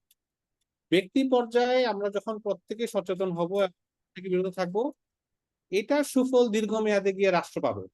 আমি আমার দ্বিতীয় সেশনে যে আলোচনা করলাম, এটা অনেক সময় মনে হতে পারে যে আমি একজন সুদ না খাইলেই কি রাষ্ট্র ভালো হয়ে যাবে, না, বিষয়টা আসলে এত সরল নয় অবশ্যই। কিন্তু আমরা যখন সুদ থেকে সবাই বিরত থাকবো, অবশেষে গিয়ে আমরা যেমন ফায়দা হবে, আমাদের রাষ্ট্র এবং পুরো অর্থব্যবস্থা ফায়দা হবে। পুরো অর্থব্যবস্থা আগের চেয়ে অনেক বেশি শক্তিশালী হবে, মূল্য আরো বেশি নিয়ন্ত্রিত হবে, এবং স্বাভাবিক সাধারণ মানুষের ন্যায় আরো বেশি নিশ্চিত করা যাবে। কিন্তু প্রথম ফরজ হচ্ছে আমাদের ব্যক্তি পর্যায়ে, আমাদের প্রাতিষ্ঠানিক পর্যায়ে, আমাদের কোনো কাজে, আমাদের প্রভিডেন্ট ফান্ডে, আমাদের বিনিয়োগে, আমাদের লেনদেনে কোথাও যেন সুদ ভিত্তিক কোনো ব্যবস্থা না থাকে। আল্লাহ রাব্বুল আলামিন আমাদেরকে যেন কিয়ামতের দিন সুদখোর অথবা রিবাখোর বলে যেন অভিহিত না করেন, বরং আমাদেরকে রিবা মুক্ত মুমিন হিসেবে যেন তিনি চিহ্নিত করেন, সেই প্রত্যাশা আমাদের যেন সকলের এবং চেষ্টা আমাদের থাকে। আমি আমার আলোচনা এখানেই শেষ করছি। আমার মনে হয় আপনাদের বিভিন্ন প্রশ্ন থাকতে পারে, সেই প্রশ্নগুলো যদি আপনারা করেন, আমি আছি এবং মুফতি সাজ্জাদ আছেন, আমরা ইনশাআল্লাহ সেগুলোকে অ্যাড্রেস করার চেষ্টা করবো। জাযাকুমুল্লাহ খাইরান।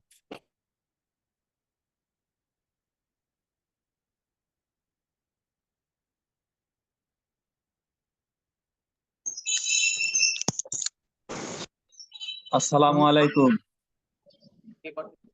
ওয়ালাইকুম আসসালাম ওয়া রাহমাতুল্লাহি ওয়া বারাকাতুহু। আমি বিজিবি সদস্য সিনাকান্দি থেকে বলতেছি, বিওপি থেকে। আমার প্রশ্ন হলো যে উনি ওই যে আমাদের যেটা প্রভিডেন্ট ফান্ডের যে টাকার বিষয়টা বললেন 25% থেকে 5%, এটা আমরা কি কাটতে পারবো কিনা, এটা আমাদের কি কোনো সুদ ভিত্তিক হবে কিনা? জি, ধন্যবাদ। মাওলানা সাজ্জাদ কি আছেন এখানে? মাওলানা মুবাশশির, মুফতি সাজ্জাদ আছেন এখানে না চলে গেছেন? এতক্ষণ ছিল, আমি এই পদ্ধতি যেহেতু মুফতি সাজ্জাদ সাহেব আলোচনা করেছেন, আমরা একটু ওনার অপেক্ষায় থাকি। উনি মনে হয় আবার ঢুকবেন, হয়তো একটু বের হয়ে গেছেন। এটা প্রভিডেন্ট ফান্ডের এই বিষয়টি থাকলো। এটার পরে আর কোনো প্রশ্ন আছে কিনা যদি করেন। আর একটা প্রশ্ন আমার ছিল যে আমাদের বাংলাদেশে প্রচলন আছে এলাকা ভিত্তিক, সেটা হলো যে দেখা গেল যে কোনো লোক জমি বন্ধক রাখে, 10 কাঠা জমি বন্ধক রাখলো 1 লক্ষ টাকা দিয়ে, তো সে বিক্রি করলো না, বন্ধক রাখলো, আরেকজন সেই টাকা দিয়ে জমিটা বন্ধক নেয়।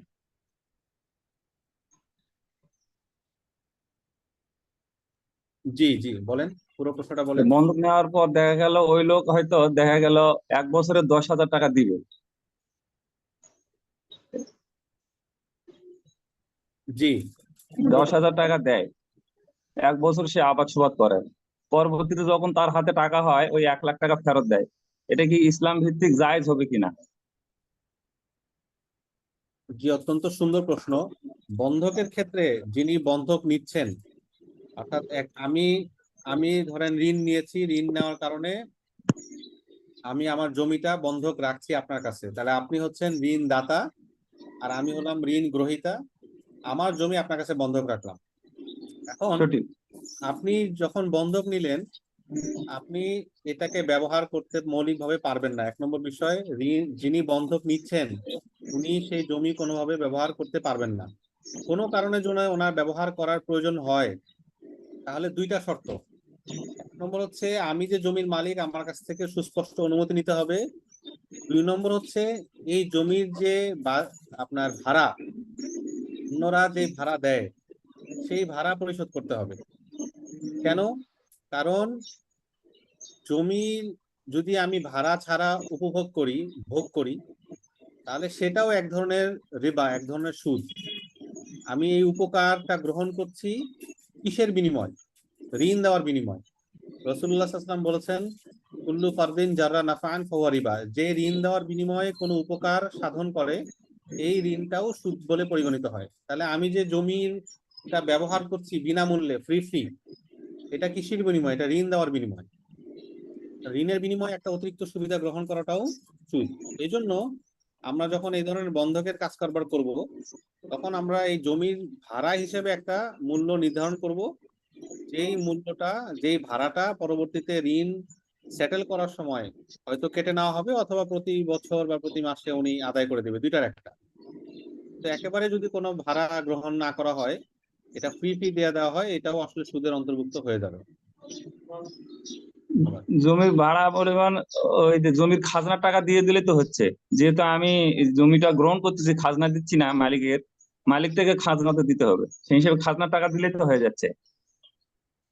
এই জমিটা অন্যরা কি ভাড়া নেয় এই ধরনের জমি, না ফ্রি ব্যবহার করে? অন্যরা যদি না, ভাড়া নেয়, জম- আমাকেও ভাড়া দিতে হবে। কথা বুঝতে পারেন নাই? জমিটা জমিটা যার জমি সেই ব্যবহার করে, সে আবাদ সাবাদ করে, বছর শেষে আমাকে 10,000 টাকা দেওয়া হয়। জি। যেহেতু আমি তাকে 1 লাখ টাকা দিয়েছিলাম লোন হিসেবে, তো বছর শেষে আমাকে 10,000 টাকা দেয়, জমিটা সেই ব্যবহার করে, ফসল সেই 2বার আবাদ করে, কিন্তু আমাকে 1 লাখ টাকা দেয়। তো এখন কি আমি কি জমির কি খাজনা টাকা তাকে দিয়ে দিব কিনা? আমি যেটা বুঝতে পারছি সেটা হলো, যিনি ঋণ দিয়েছেন উনি এই দশ জমিটা হাজার টাকা ব্যবহার পান। করছেন। হ্যাঁ, উনি উনি উনি তো আর কোনো টাকা দেন না। উনি কি কোনো টাকা দেন? ঋণদাতা যে যার জমি, ওনাকে তো আর উনি কোনো টাকা দেন না, নাকি? না, না, না। সেটাই আমি বলছি, যে জমি যে ব্যবহার করতেছে, উনি কিসের বিনিময়ে ব্যবহার করতেছে? উনি তো বিনামূল্যে ব্যবহার করছে, এই কারণে যে উনি লোন দিয়েছে, মানে লোনের বিপরীতে উনি একটা সুবিধা নিচ্ছে। এটা শরিয়ার দৃষ্টিকোণ থেকে আপত্তিকর। এই জন্য এটার একটা ন্যূনতম ভাড়া হলেও নির্ধারণ করা উচিত, যে ঠিক আছে আপনি বছরে এটার 2,000 টাকা ভাড়া দেন অথবা 3,000, একটা ন্যূনতম ভাড়া নির্ধারণ করে এরপর জমিটা ভোগ করা উচিত আর কি। বুঝতে পারছি। আর একটা প্রশ্ন ছিল আমার, সেটা হলো যে এই যে ইসলামী ব্যাংকে যে হজ অ্যাকাউন্ট আছে, আমাদের অনেকে হজ অ্যাকাউন্টে আমরা টাকা ডিপোজিট করছি, জি। এই টাকা দিয়ে কি আমরা হজ করতে পারবো কিনা? এটা ইসলামী ব্যাংকগুলোতে যদি রাখেন ইনশাল্লাহ পারবেন, অসুবিধা নেই ইনশাল্লাহ। আর ইসলামী ব্যাংকে অনেকে দেখা গেল ফিক্সড ডিপোজিট করছেন 2 লাখ টাকা 3 বছরের জন্য, ওনারা কিছু 6% 7% টাকা ইনভেস্ট দিয়ে থাকেন, লাভ দিয়ে থাকেন, এইটা লাভে টাকা গ্রহণ করা যাবে কিনা? যে ইসলামী ব্যাংকগুলোর সাথে আপনার লেনদেন করলে ওটা যাবে, কারণ ইসলামী ব্যাংকগুলো আপনার আহ, সুদের বিনিময়ে আপনারা ডিপোজিট করেন না, বরং সেখানে মূলত মুদারাবা হয়। মুদারাবা মানে হচ্ছে এক পক্ষ সেখানে বিনিয়োগ দেয়, আরেক পক্ষ সেই বিনিয়োগটাকে খাটায় বা উদ্যোক্তা হিসেবে কাজ করে। তো ইসলামী ব্যাংকগুলো, আমি কোনো একটা ব্যাংকের কথা বলতেছি না, সব ইসলামী ব্যাংকগুলো মূলত এই বিনিয়োগগুলোকে, এই টাকা আপনারা যেটা জমা দিচ্ছেন সেটাকে অন্য কোথাও তারা বিনিয়োগ হিসেবে খাটায়, অথবা কোথাও অন্য কাউকে অর্থায়ন করে, গাড়ি কিনে দেয় বা বাড়ি কিনে দেয় ইত্যাদি। ওইখান থেকে যে প্রফিটটা আসে সেই প্রফিটটা আবার আপনাদের সাথে শেয়ার করা হয়। কাজে ইসলামী ব্যাংকগুলোর সাথে লেনদেনটা শুধু ব্যাংকের লেনদেন থেকে ভিন্ন, এটা আপনারা নিতে পারেন। তারপরে কারো সন্দেহ থাকলে ওটা দান করে দিতে পারেন, অসুবিধা নেই, কিন্তু মৌলিকভাবে নিলে এটা হারাম হবে না, হালাল হবে ইনশাআল্লাহ। আসসালামু আলাইকুম। ওয়ালাইকুম আসসালাম ওয়া রাহমাতুল্লাহ।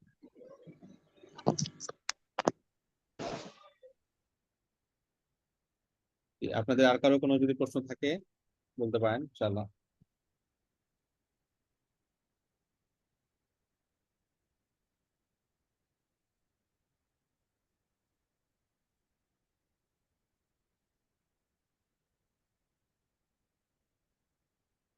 সকল বিওপি আপনাদের আর কারো যদি কোনো প্রশ্ন না থাকে তাহলে হাত তোলেন।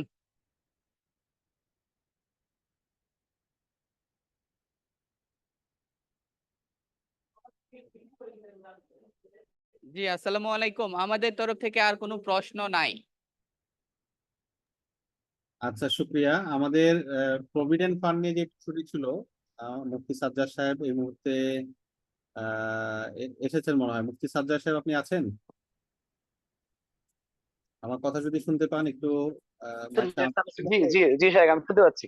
আচ্ছা, আমাদের এখানে একজন ভাই প্রশ্ন করেছেন যে প্রভিডেন্ট ফান্ড নিয়ে আপনি যেটা বলেছিলেন, ওখানে ওটাকে আরেকটু ক্লিয়ার করার জন্য আমাদের মনে হয় প্রশ্নটি যদি আরেকবার করা যায়, যিনি প্রশ্নটি করেছিলেন। জি জি জি 28 চীনাকান্দি বিওপি থেকে প্রশ্নটি করেছিলেন মনে হয়। জি জি জি প্রভিডেন্ট ফান্ড নিয়ে আমি যেটা বলেছিলাম, প্রভিডেন্ট ফান্ড এটার ক্যাটাগরি আছে। কোম্পানি ভিন্ন, এর হুকুম ভিন্ন হয়। উদাহরণস্বরূপ প্রভিডেন্ট, আমাদের সরকারি যে কোম্পানিগুলো আছে আমরা 4টি ক্যাটাগরি করতে পারি: ফুল সরকারি, স্বায়ত্তশাসিত, এবং আধা সরকারি, এবং সরকারি কোম্পানি। তো আমি শুধু সরকারি, ফুল সরকারি যেটা, সেটার বিধান আমি বলেছি। ফুল সরকারিতে আমরা যেমনটি দেখে থাকি, এখানে আহ, দুটি ক্যাটাগরি হয়ে থাকে ফুল সরকারির মধ্যে। একটা হচ্ছে কম্পালসারি আর একটা হচ্ছে অপশনাল। কম্পালসারি এটা 5% হয়ে থাকে স্বাভাবিকভাবে। তো 5% যে কম্পালসারি থাকে, এই 5% এর অতিরিক্ত সরকার যে অংশ দিয়ে থাকে 13% বা 11%, তো এটা নেওয়া যেতে পারে, কারণ এটার অতিরিক্ত যে অংশটা এটা সরকার বাজেট থেকে দেয়। এই জন্য এটা নিতে পারে, কোনো সমস্যা নেই। কিন্তু এই 5% এর অতিরিক্ত যে অংশ কেটে রাখা হবে, উদাহরণস্বরূপ 20% বা 26% পর্যন্ত রাখা যায়। তো এটা মূলত ঋণ দেওয়ার মতো হলো, যে আমি আমার স্বেচ্ছায় আমি সরকারকে বা সরকারকে দিচ্ছি, সরকার আমাকে বেশি দিচ্ছে। তো দিচ্ছি কম, সে দিচ্ছে বেশি। তো ঋণের আদান প্রদান যেহেতু অতিরিক্ত আদান প্রদান সুদ, এই জন্য যেটা ঐচ্ছিক প্রভিডেন্ট ফান্ড হবে বা অপশনাল, এটাকে সুদ বলা হবে। এতটুকু আমি বলেছিলাম। এতটুকুতে কোনো অস্পষ্ট বা কোনো প্রশ্ন থাকলে তাহলে আবার সামনে আমি অগ্রসর হব।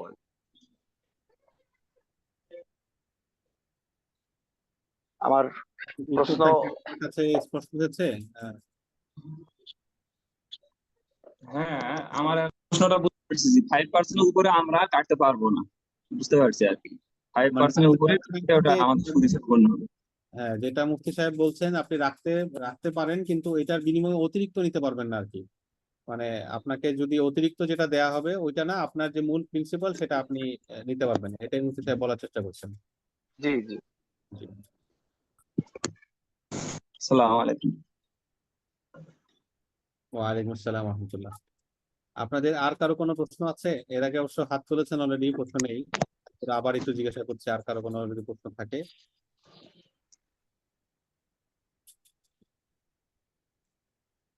আলহামদুলিল্লাহ, কারো যদি কোনো প্রশ্ন না থাকে, কারো কোনো অনুভূতি যদি শেয়ার করেন কেউ, কিংবা এই ক্লাস সম্পর্কে কোনো মন্তব্য যদি কারো থাকে, আমি অনুরোধ করছি সম্মানিত যারা আপনাদের মডারেটর আছেন, যেন সবাইকে সুযোগ দেওয়া হয় একটু মন্তব্য পেশ করার জন্য আর কি, যদি এই ক্লাস সম্পর্কে আপনার কোনো মন্তব্য থাকে, অভিমত থাকে, ইনশাআল্লাহ।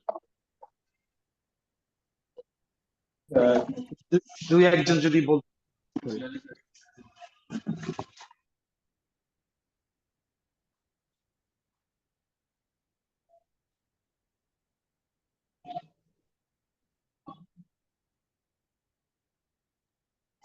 জি, দুই একজন যদি বলতেন তাহলে আমরা খুশি হতাম ইনশাআল্লাহ, যে কোনো আপনাদের কয়েকটি। মানে আজকের এই সেশনটা নিয়ে আপনাদের যদি কোনো অনুভূতি থাকে, দুই একজন যদি একটু বলেন, আমাদের কাছে ভালো লাগবে ইনশাল্লাহ। আমাদের কাছে বেশ ভালো লাগছে আপনাদের সাথে আজকের এই আলোচনা অনলাইনে আয়োজন করতে পেরে, আলহামদুলিল্লাহ। সেই সাথে আপনাদের যদি কিছু অনুভূতি বা কিছু থাকে, বা আপনারা ফিডব্যাক সেশনটা নিয়ে আমাদেরকে জানালে আমরা। জি, আমি আমাকে শুনতে পাচ্ছেন? হ্যালো, আসসালামু আলাইকুম। জি জি আপনাকে শোনা যাচ্ছে। আমি প্রথমে আপনাদের যারা এই সুন্দর একটি ক্লাস উপস্থাপনের জন্য আপনারা যারা পরিশ্রম করেছেন, শ্রম দিয়েছেন। আপনাদের সবাইকে আমি আমাদের এই সুনামগঞ্জ ব্যাটালিয়নের পক্ষ থেকে ধন্যবাদ জানাচ্ছি। আসলে আজকের যে এই সেশন খুব একটি সুন্দর সেশন আমরা আহ, উপভোগ করলাম। এখান থেকে আমাদের অনেক কিছু আমরা শিখলাম, যেটা আমাদের ইসলামী জীবন বিধানে অনেক মূল পরিবর্তন আসবে বলে আমি বিশ্বাস করি। এবং এই ধরনের সেশন আমাদের পরবর্তীতে আমরা আরো আয়োজন করব, এবং আমরা আশা করি আপনারা আমাদের সাথে এই পরবর্তী সেশন গুলোতেও সুন্দরভাবে আমাদের সাথে একটু হাজির থাকবেন, আহ, আহ, যার ফলে আমরা আমাদের ব্যক্তি জীবন প্লাস এই কর্মজীবনেও আমরা এই সুফল লাভ করতে পারি আপনাদের এই ধরনের আলোচনা হতে। তো সেই প্রত্যাশায় আজকের আলোচনা এখানেই শেষ করছি। ধন্যবাদ আপনাদের এই মূল্যবান একটি সুন্দর ক্লাস আমাদেরকে উপহার দেওয়ার জন্য। আবারও ধন্যবাদ দিয়ে আমি আমাদের পক্ষ থেকে এখানেই শেষ করছি। ধন্যবাদ। আসসালামু আলাইকুম।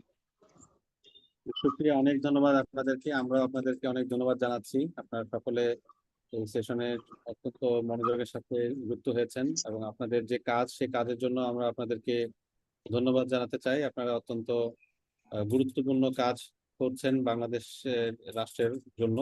আল্লাহ রাব্বুল আলামিন আপনাদের আমাদের সকলকে যার যার দায়িত্ব সুন্দরভাবে সমাধা করার এবং আল্লাহর বিধানগুলো মেনে চলার তৌফিক দান করুন। আমাদের আইএফএ কনসালটেন্সির পক্ষ থেকেও আপনাদের সকলকে ধন্যবাদ এবং স্বাগত জানিয়ে আমরা আজকে এখানেই শেষ করছি। জাযাকুমুল্লাহ খাইরান, আহসানুল জাযা। আসসালামু আলাইকুম ওয়া রাহমাতুল্লাহি ওয়া বারাকাতুহু। ওকে, ওয়ালাইকুম আসসালাম। ভালো থাকবেন, আমাদের জন্য দোয়া রাখবেন। আসসালামু আলাইকুম।